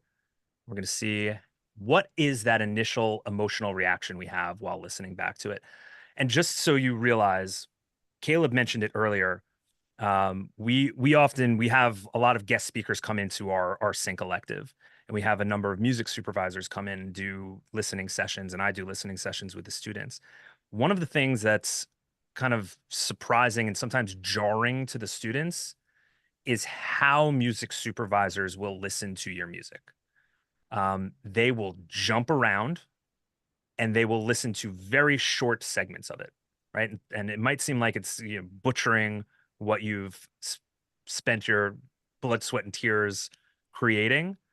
But what they're doing is they're looking for that emotional connection, that emotional resonance. And that's exactly how we're going to do it today. So you're going to get a look at, this is really how we do it. How quickly can we dial in the emotional intention, the emotional connection that we're having, and figure out and feel if it's helping to enhance or distract from the visuals, right? And just a kind of caveat or blanket statement going into it, any of the feedback I give here is not meant as any kind of negative feedback, right? This is all constructive. This is all meant to help you all work towards building your skills of identifying and thinking about emotional connection and creative intention as you're creating in the sync space. All right, let's jump in. Miles Lowry has the first piece here.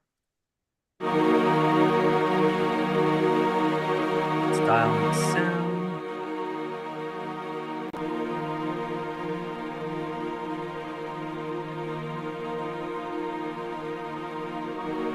Hey. You should eat. You need your energy from the boss vibes.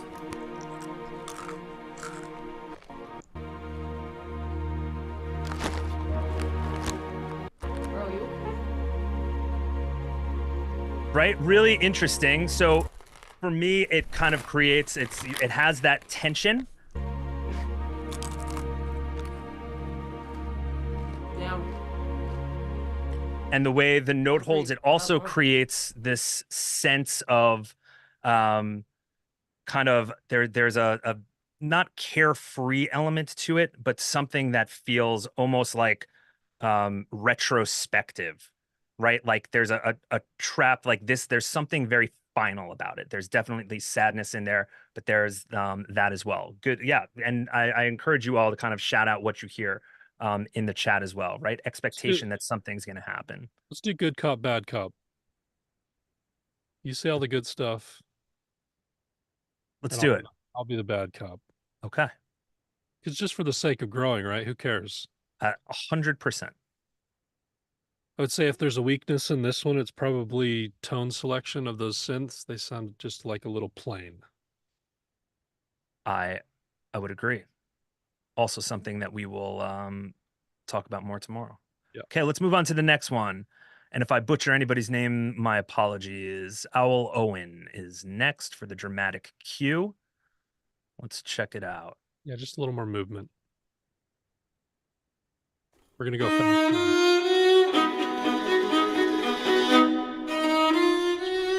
Hey. You should eat. You can get your energy from the boss arrives.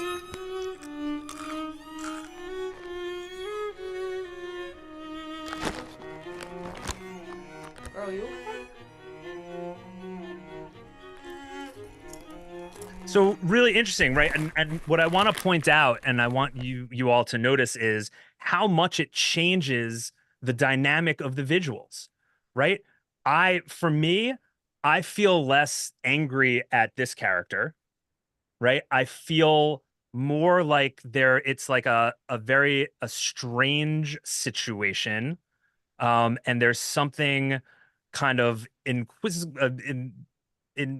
something mysterious or something kind of like not whimsical, but there's a mystery behind this. Like, and it seems a little more lighthearted than some of the other music helps to frame the scene with. Would you guys agree with that? Totally agree.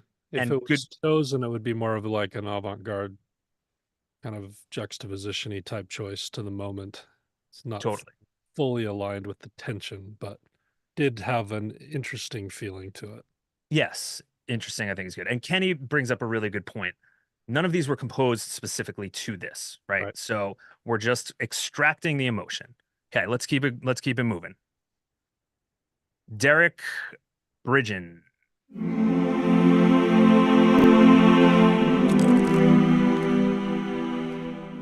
Yeah. You're pretty down low.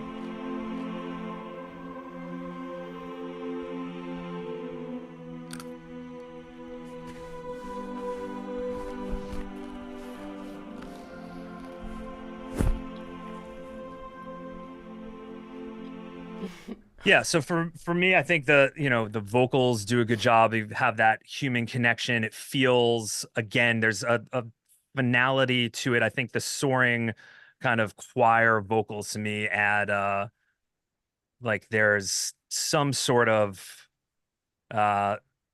terminal event, not life death, but some sort of terminal event happening here. Like this is the culmination of something. That's what those vocals do to me, and they have that airy and human vibe. Less for me, less tension in this, and more of that kind of human airiness. Caleb? Yeah, I think the tones could also be improved here. They're not too bad, but you'll hear a lot of this type of stuff, and it usually it won't cut through too well.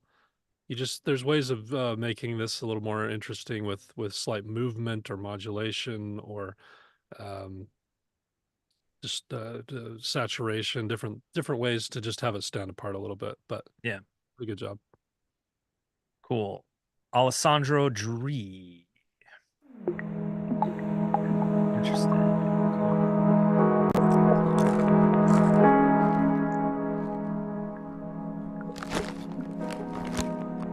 Bro, you okay?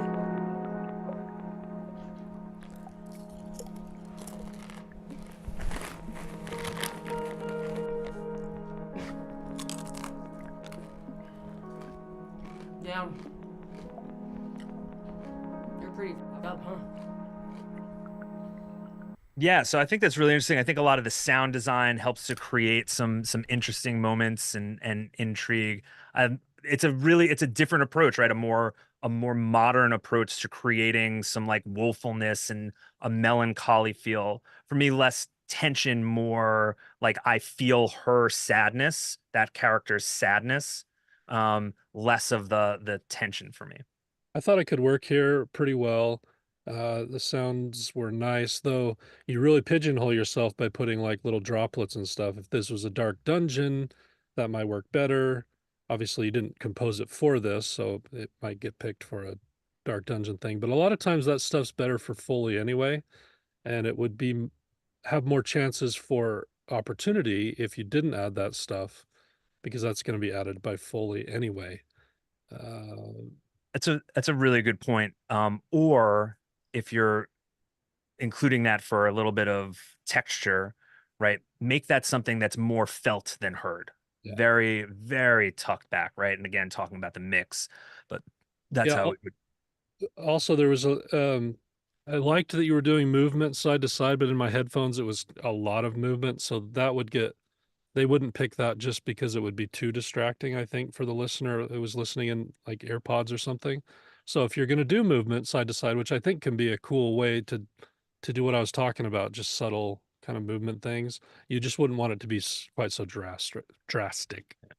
And Brian, Foley can be done by just a Foley artist, right? There's Foley artists that are creating specifically to picture for big films. But as a producer, I encourage folks to use Foley as a piece of texture or something, a little piece of ear candy. And Caleb brings up a really good point, y'all, about just panning and thinking about ultimately people are going to be watching and listening in headphones, right? So be really mindful and intentional about what you're trying to create. What emotion are you creating with that panning?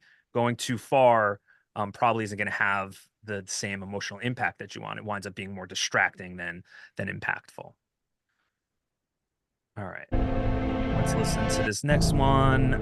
This is Bartholomew Bulos Tuzar.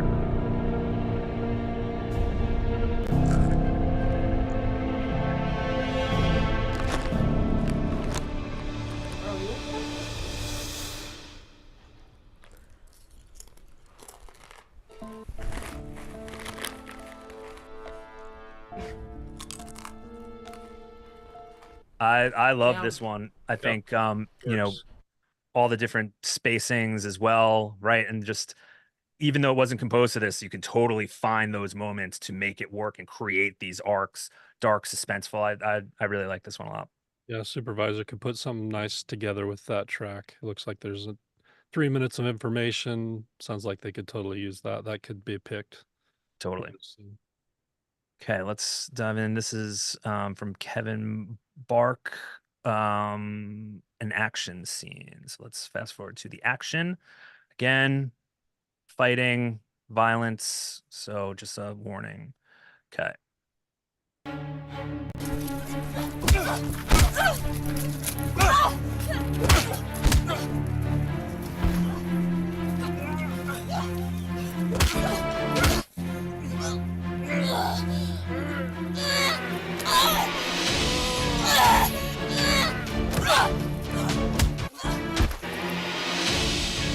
So I'm just jumping around just to kind of listen for any tempo changes or, there's some really nice swells. For me, the tempo feels uh, a little slow. Maybe that's like the way Julia was scoring it first half, second half. Maybe that's a first half and it kind of builds from there. I dug it. Um, I thought it could work pretty well. yeah. I thought if there was anything, I would want more just grit, probably, because it's like a really dusty, dirty, gritty. They're on the ground. They're in the dirt. There's blood on the face. It's it's not a sweet fencing scene in a 1500s colloquial piece. Right. Not that that song was fully that, but it was leaning more towards that as opposed to like you heard all the grit that was in Julia's. She had that distorted bass. Yeah, it's a subjective opinion, but someone might want a little bit more like dirtiness to everything. Yeah. I kind of Let's marvel. let's listen to Kevin's drama cue.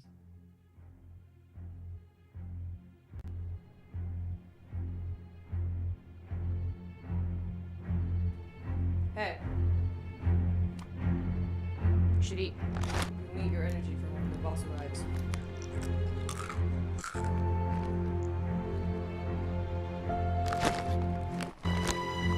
Bro, you okay?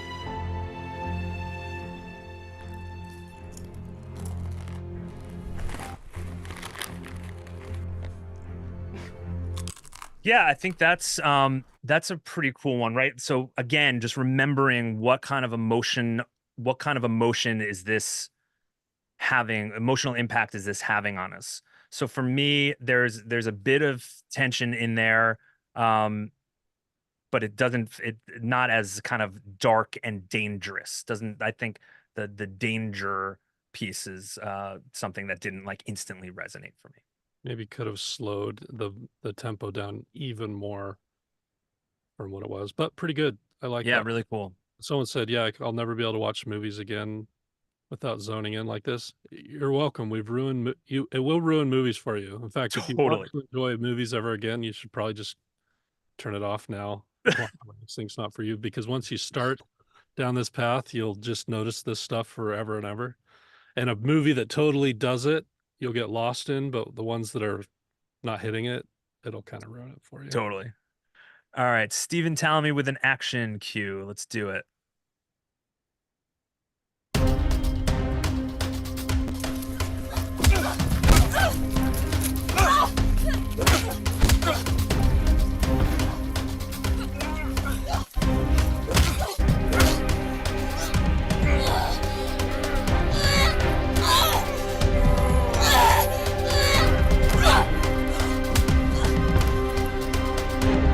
Yeah, I think that's a great cue. Great kind of classic action cue.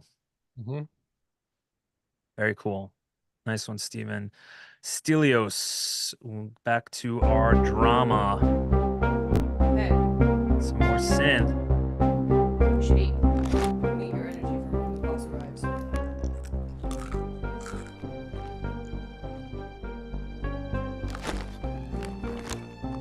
Bro, you okay?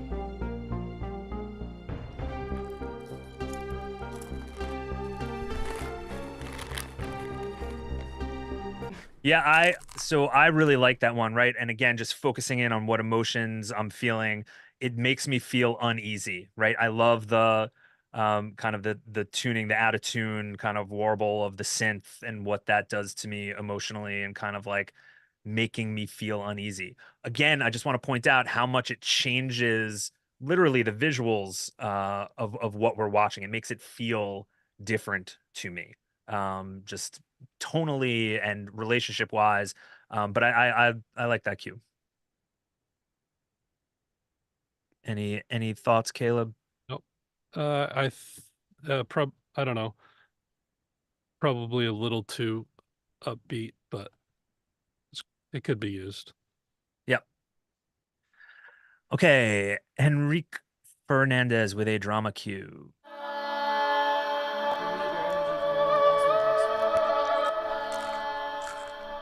You need your energy for one of the boss rides. Bro, you okay?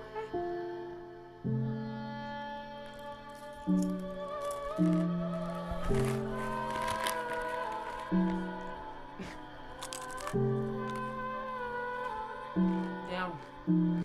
So I like Breathe. all the different pieces. I think that main kind of more Eastern string line, right, it conflicts a little bit with the piano. I like the juxtaposition of it. But I think maybe, I mean, I'd love your thoughts, Caleb. Maybe a mix kind of helps place that a little bit more to make that feel more intentional and help create a more pointed emotional impact. To me, it felt a little distracting. I agree, though. For me, it was kind of the female injection that Julia was talking about yesterday with her female vocals, because Yeah. it was a female voice. At least that's what it sounded like to me. And that becomes a mixed thing to have it be less of a little bit more perceptible as a Y- female vocal. Then once again, it wasn't scored for this. So, but Right. for me, that one was successful. I liked that one. Yeah. Felt not heard kind of thing. All right. Henrique has an action cue as well.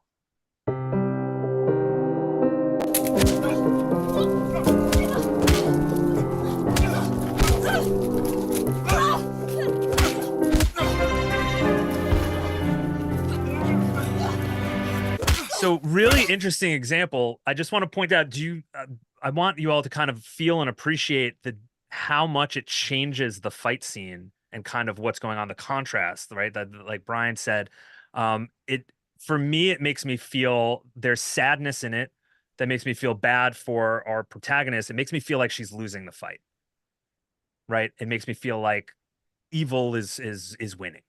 But how, again, just pointing out, I think it's so fascinating how it changes the visuals and our relationship with it.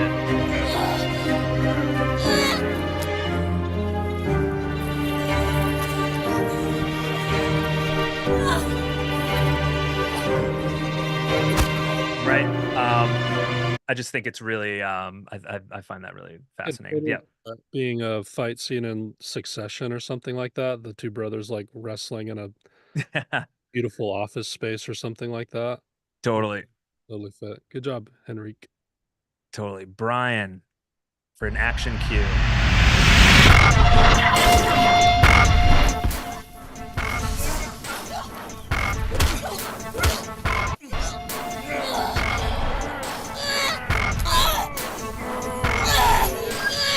Yeah, I mean, I think, for an action cue, it could totally work. My thing would be just mix stuff to make it a little less harsh. Yeah, it's just a little harsh, but the dirt is there, so that's what I'm talking about. It you definitely feel the mud on the ground more and the rocks poking into her back as she's rolling on it and all that kind of stuff. That works for me in terms of if not maybe just a almost too dirty, but I think it was more of a mix thing. There was just some harshness in the mix. Agreed. All right, let's check out Brian's drama cue as well.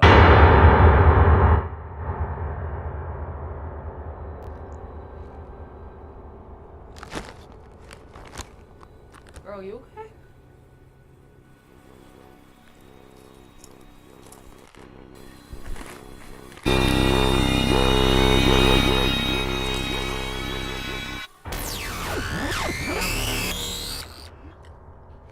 You're pretty. So I mean, obviously, again, not composed to this, and I think some of the more electronic zap stuff doesn't connect emotionally. But the beginning part, totally. The tension created in the beginning, great.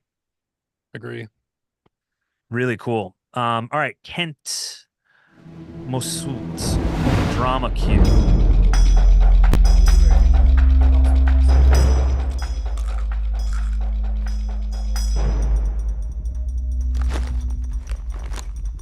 Bro, you okay?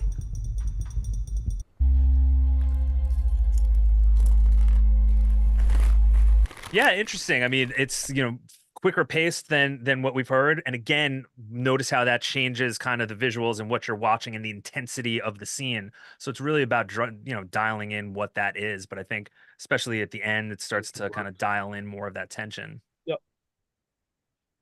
Cool. Let's check out Kent's action scene as well.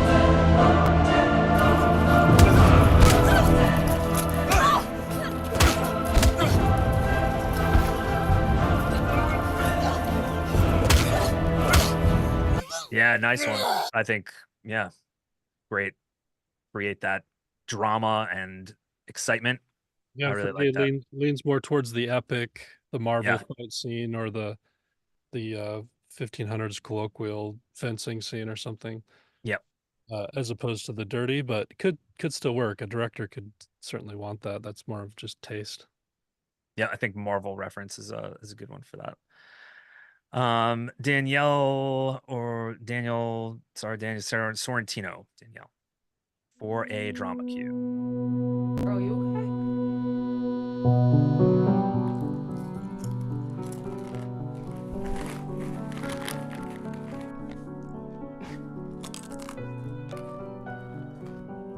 Yeah. Yeah, I think this is really pretty. Side note, it's interesting how like our things that start with arpeggios instantly make me think of Stranger Things nowadays. Sure. But the yeah, the emotion there, it feel I get the sense of um there's sadness in there for me. Again, I think it does a totally different thing for the visuals. Um, but for me, I think it's interesting. Yeah, arpeggios can work in a spot like this. I think sometimes it will remind the viewer of like a racing heart or a fast breath or some sort of bodily autonomy that's ticking, but maybe a little too happy or too positive maybe for the moment. But yeah, it was good. It could work. It's close. Yep. Let's see the action scene.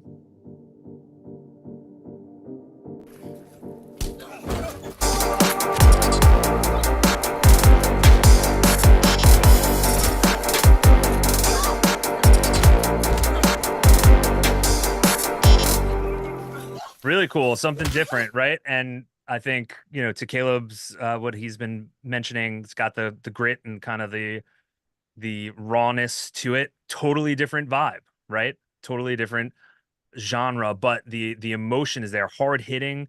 Yeah, it's definitely, it makes it feel more action focused as opposed to dramatic, like fighting for your life focused for me. Yeah, more of like an action scene in The Boys or something like that. A modern kind of very modern sounding would work for something like that really well. Yeah. All right. Christian Pausland. This is a dramatic cue.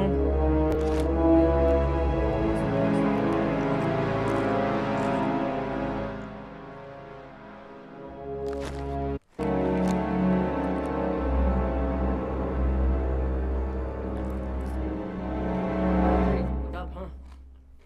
Interesting. I think, again, seeing how the breaks in the music help with the scene, right? Obviously not composed to it. To me, this is more of a kind of a theme for a character that you might see, just instantly kind of thinking of more like a Star Wars villain Yeah. theme type Plus, of thing. Star Wars really great though. It's a Beautiful great sound. crew. Yeah, That could be in like a major film. really nice. Okay, let's check out Christian's action.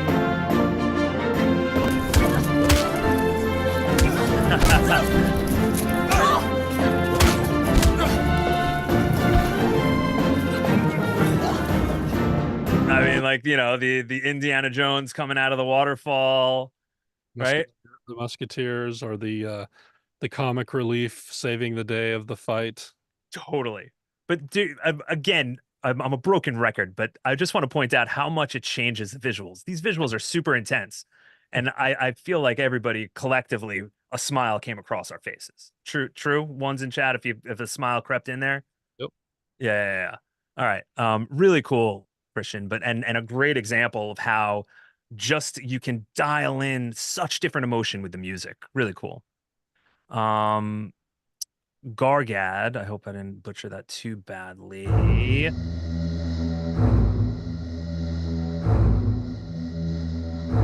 I'm assuming this is a drama cue. Didn't quite follow the naming convention.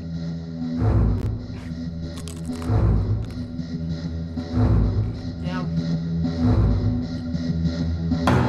Up, huh?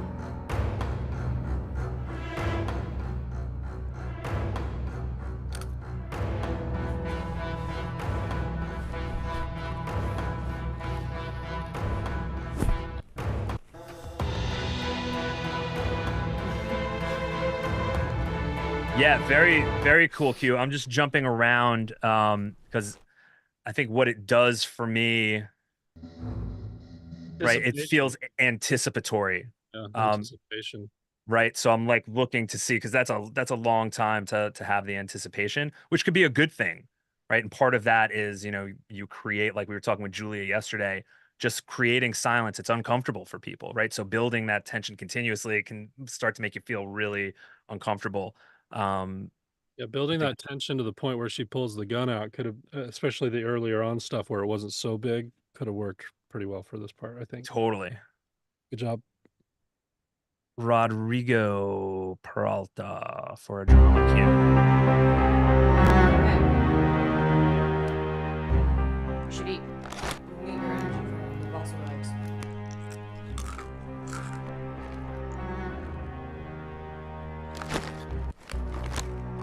Bro, you okay?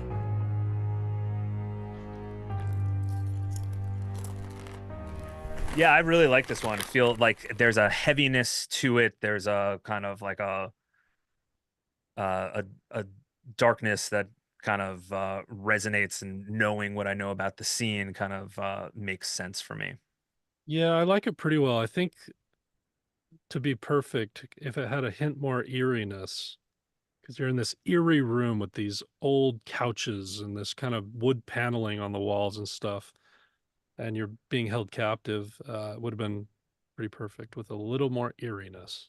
Yeah, great call, and worth pointing out, remembering back to yesterday when Julia was talking about kind of setting that scene, right, and the attention to that detail, and like Caleb saying, dialing that in, right, putting you emotionally in that room. It's all kind of part of it. All right, Tad Barrow with a drama cue. You should eat. You need your energy from the balsa vibes.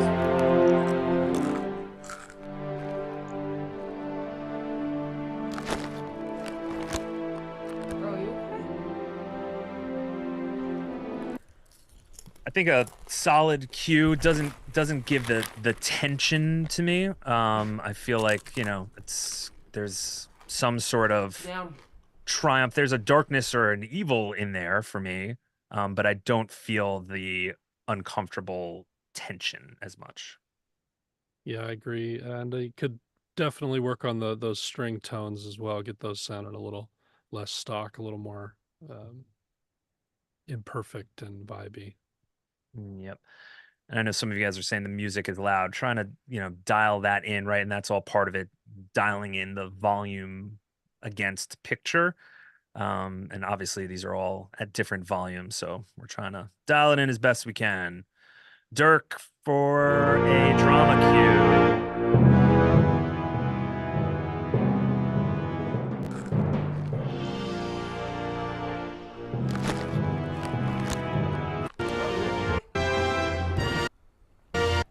Cool triumph cue.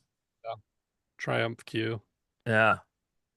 Again, but seeing how kind of to picture, it's like, oh, that doesn't, it didn't kind of generate this emotion for me where I felt the eeriness and kind of that type of drama and tension. Action cue.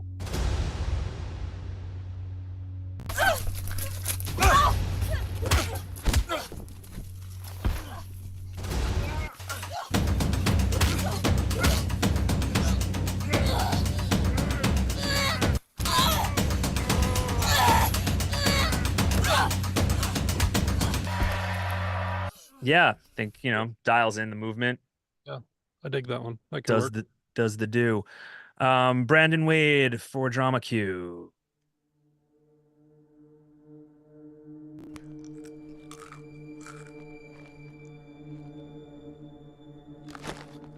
There's the eerie. Bro, you okay?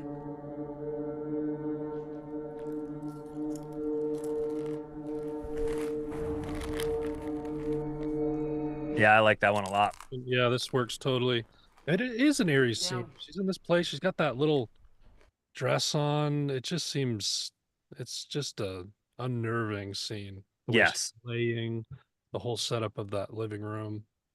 I think Unnerving. Great. that fits really, really well. Great way to describe it. Yeah, the Okay. mouth sounds, The chewing. chewing sounds over and over. Yeah, we'll jump later, so we're not getting Doritos in the ear all the time. All right, Leon Hubbard with an action cue. Hero scene.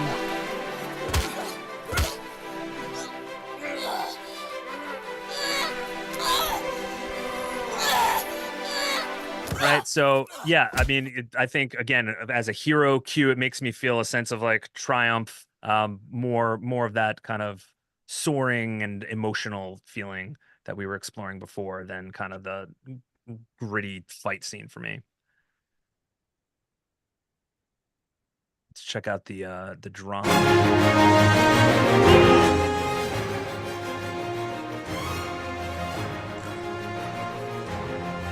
Right. Again, I think for a drama cue, that kind of feels like similar to that action cue, right? Could be dramatic in the sense of like there's like a how to Train Your Dragon, like we were talking about. But that's in general very bright, very busy. There's an inherent smile to that I think doesn't evoke the emotion that you want. He was messaging in chat saying it was the middle of the track that would work. Ah, got it. Thank you, Leon. Okay. There it is. That, I'm assuming.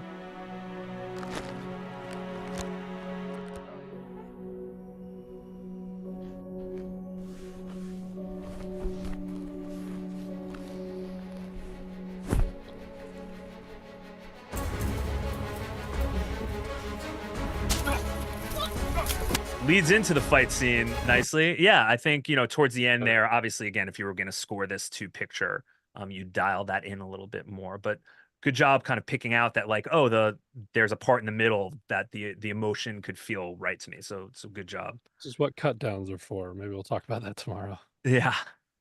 All right.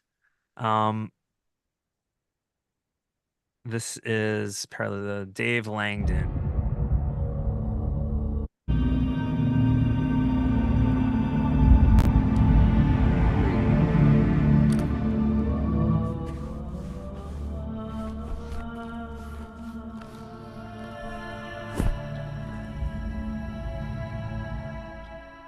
Really cool. I think that's a great use of vocals for that as well, right?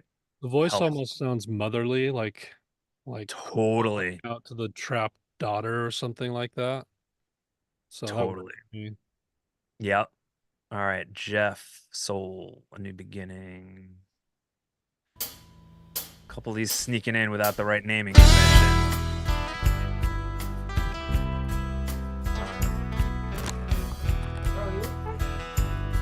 So obviously really different than what we've been hearing, right?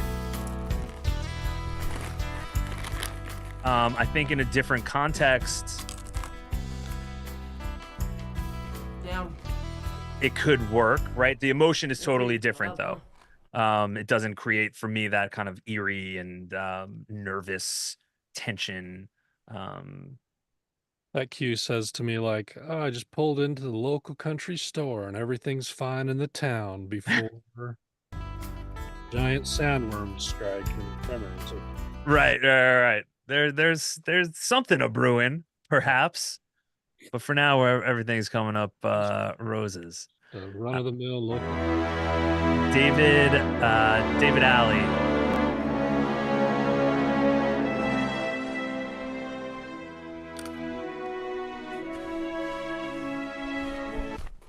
Cool cue, and I think a good example of, like what we're talking about, I want to keep reiterating and revisiting, right? We're talking about a dramatic cue. We framed it as a dramatic cue. Drama can mean different things. What is the emotional intention within this drama? Drama has a very large scope of what that encompasses, right? So this, I feel the drama in the cue, I think different the drama than the scene we have here, right? Less of a tension cue. It's,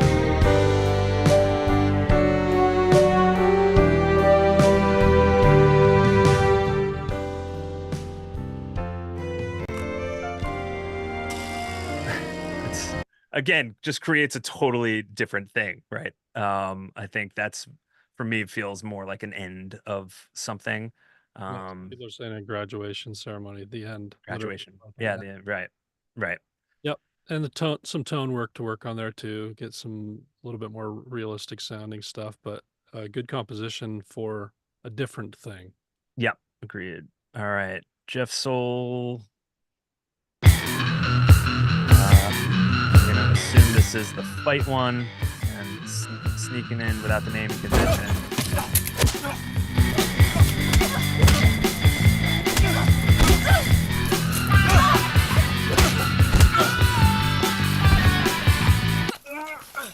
So yeah, I think again changing the tone, the rock kind of direction can work. I would change some of the sounds, and I think kind of the very just the vibe and the groove of the drums feel a little stiff for what we're watching. I'm always anti-phaser, so Is that right? I'm an anti-phaser sweetheart.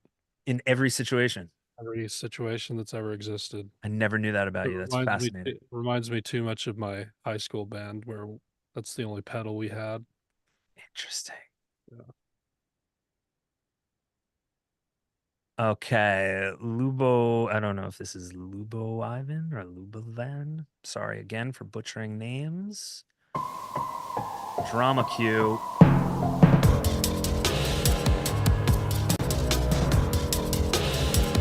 You should eat. Read your energy. Cool cue. I think just a little fast paced for what this is, creates a different kind of, emotion. Just doesn't kind of again, thinking about it as enhancing what we're looking at, it doesn't necessarily enhance it for me. But a cool track on its own. Check out the action cue.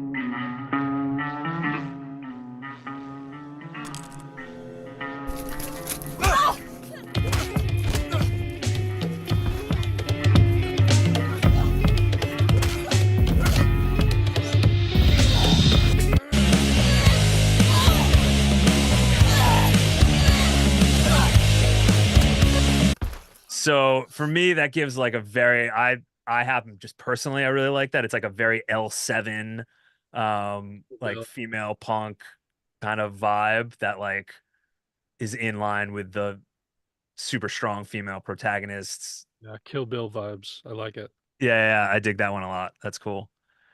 Okay, Ken Crombie.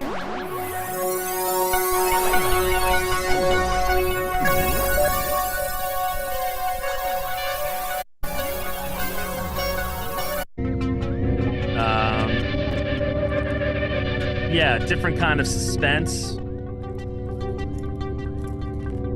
almost worked. What's that?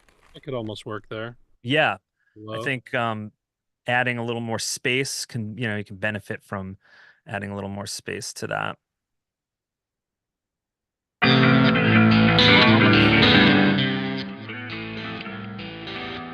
To be loved as to love. For it is in giving that we receive.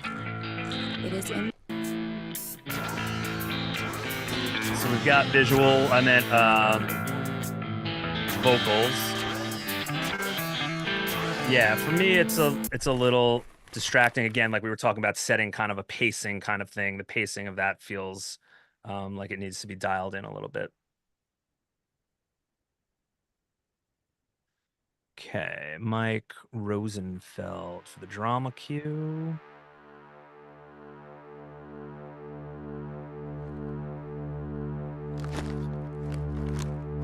Bro, you okay?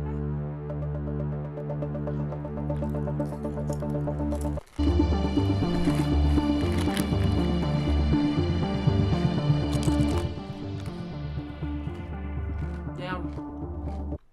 So that one works for me. I like the type of feeling that you're setting up with that. There's tension in there.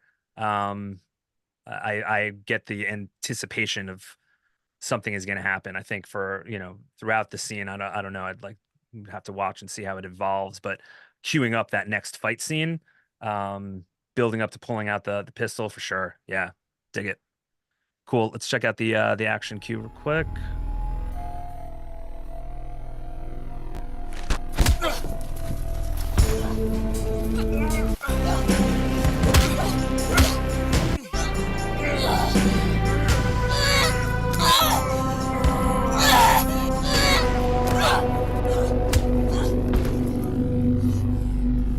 Yeah, I dig the grit. I think the pacing could be a little quicker.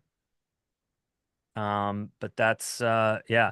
And again, as we're going through this is kind of like really quickly just watching it listening and seeing, do I get an instant spark? Do I get a connection? Right? Io notes for action.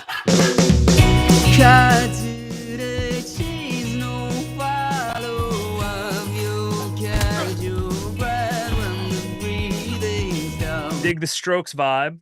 I'm I not think sure it could that work it could work if that's what the director was going for there, and they wanted like a change of pace, something to pull the listener out of, or the watcher out of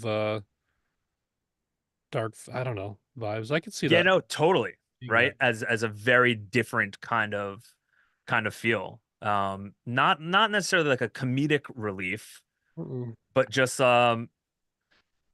something a little bit different. Although it could go in the comedic way, like I'm almost thinking like a Shaun of the Dead Sure. kind of scene, Yeah. right? But cool. Let's check out the drama cue. Yeah, here we go again. Exactly, Robert. That's a great way to put it. Yeah.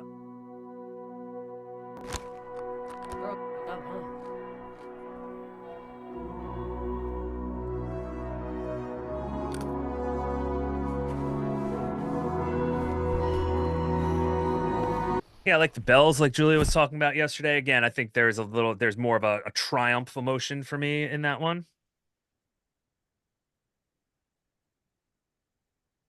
Cool. Let's keep going.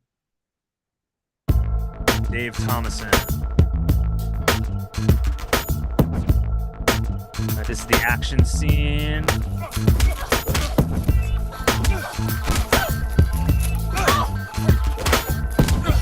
Right, I think similar to what we were just saying before, right? It just kind of changes Here the we go. vibe, Yeah. right? Just a different feel altogether. I was noticing people saying in the chat, like it's interesting to just watch and try to focus in how the visuals seem to really change, right? Like back to the smiley faces that we looked at the beginning, the visuals for me take on a different feel. Let's look at this drama cue.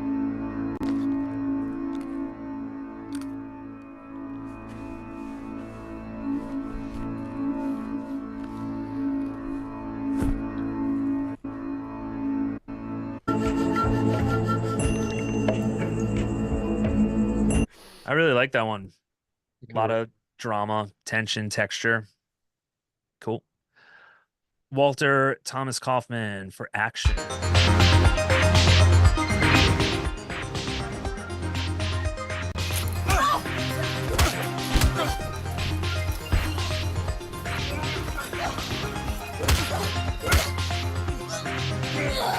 Right? Different kind of fight scene, different kind of vibe, right?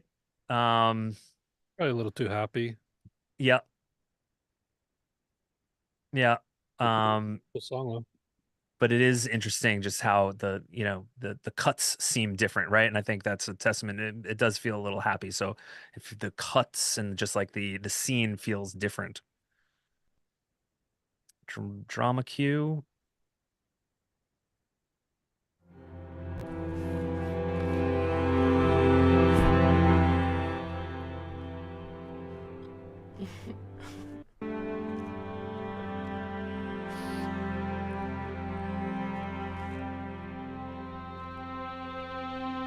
Yeah, that one's interesting to me because it makes me focus more on feeling sad for her than kind of the tension between the two. Which yeah, I think the sadness is really highlighted in that one. I think it's pretty vibe. interesting. Vibe. Okay. John Cloud for drama cue.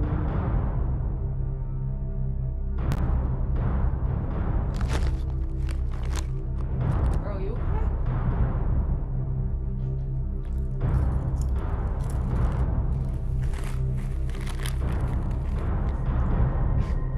Yep, anticipatory. Something's happening. Something's coming.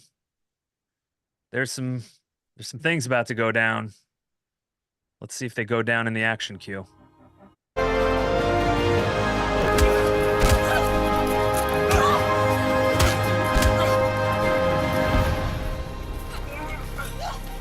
Yeah, we've got the triumph.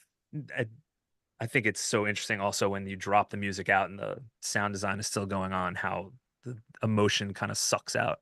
Well, Um, when he like took over the fight and he's in this position now, it actually changed in the music kind of perfectly to that. It was cool. Anyway, you know what I'm thinking, Rob? yeah. For sake of time, because we've already gone 2.5 hours on this, why don't you do a Loom video of you going through the rest of these? We can upload it to the courses.mastering.com. Perfect. Just I just want to be considerate of everyone's I hear you. Let me mark where I am and we'll do that. I think that's a great call. 77. Yeah, we'll just post that if you want to watch yours, or if you just want more stuff. Frank's like, no, waited all the time. So yeah, we can finish up. I think y'all get the concept, but that's really fun to do. And it's not this is not just unique to this exercise, especially in TV.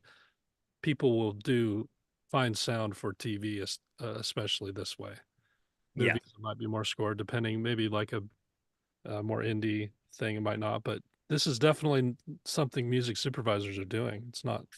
for sure. And listen, you have to understand they're getting this many submissions, right? And if they're working on a season of a show, they're narrowing down thousands of songs to hundreds of songs to tens of songs for all of the different cues across all the different episodes. So this is very much in line with, how your music is going to be put against other music and how music supervisors are listening to it. This is all part of the process. Yep. Cool. Let's wrap it up here. Do you have something to say on the outro? Do you want to put a bow on this and then preface for tomorrow? Yeah, we can put a bow on it. Tomorrow we're gonna start talking a little bit about a lot of questions. How do we start kind of making headway in the industry? We're gonna tie all the concepts from day one and day two together, talk about some steps that you can take to start making those introductions and that headway in the space. And then we're gonna do a deep dive in kind of what I call the unspoken hero of the sync space, the mix and the master. You guys heard it come up a couple times in some of the track reviews that we were doing here. Um, it's just such a crucial piece of the emotional impact. And we're gonna take Julia's score, we're gonna put a mix and a master on it, and we're gonna A/B and really see kind of an already amazing piece of music come to life even more. Yeah, Ryan says, is mixing and mastering different for sync?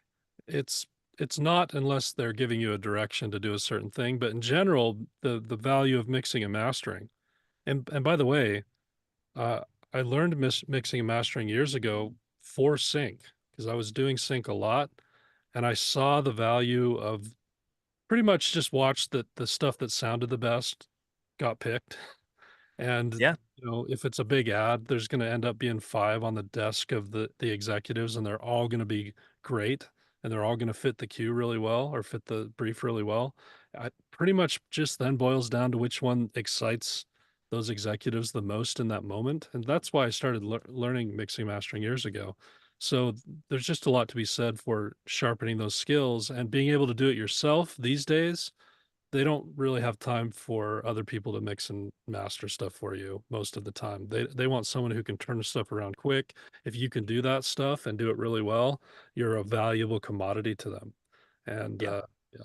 Anyway, Totally agree. And also worth pointing out that you don't want to task your client with making the creative leap of figuring out what it will sound like eventually. yeah, When you present your work, it either sounds like it's supposed to or it doesn't. Right. And you may understand, oh, well, once I mix and master it, or once I add some of this additional production, then it's going to be a completely different beast. right. The client, you can't expect the client to make that leap. Yeah, that's right. Cool. Well, we're gonna wrap it all up tomorrow with some information to how to get going, like Rob just said, kind of tie everything together. Then we'll watch a mix and master from Jake, and we'll see how it enhances what Julia had done, which will be a cool exercise. So, see y'all tomorrow, same time, same place. Hope that was a lot of fun for you. Thanks for everyone submitting. I know we gave good and back and good cop, bad cop, and all that, but it was really awesome to hear that. There was a lot of really good stuff. So, Really great stuff. yeah. So hats off to all of you. You if you're here and you're submitting that stuff, you're kind of in the right place, I think. For sure. So thanks, y'all. Have a good one. And we'll Thanks see all.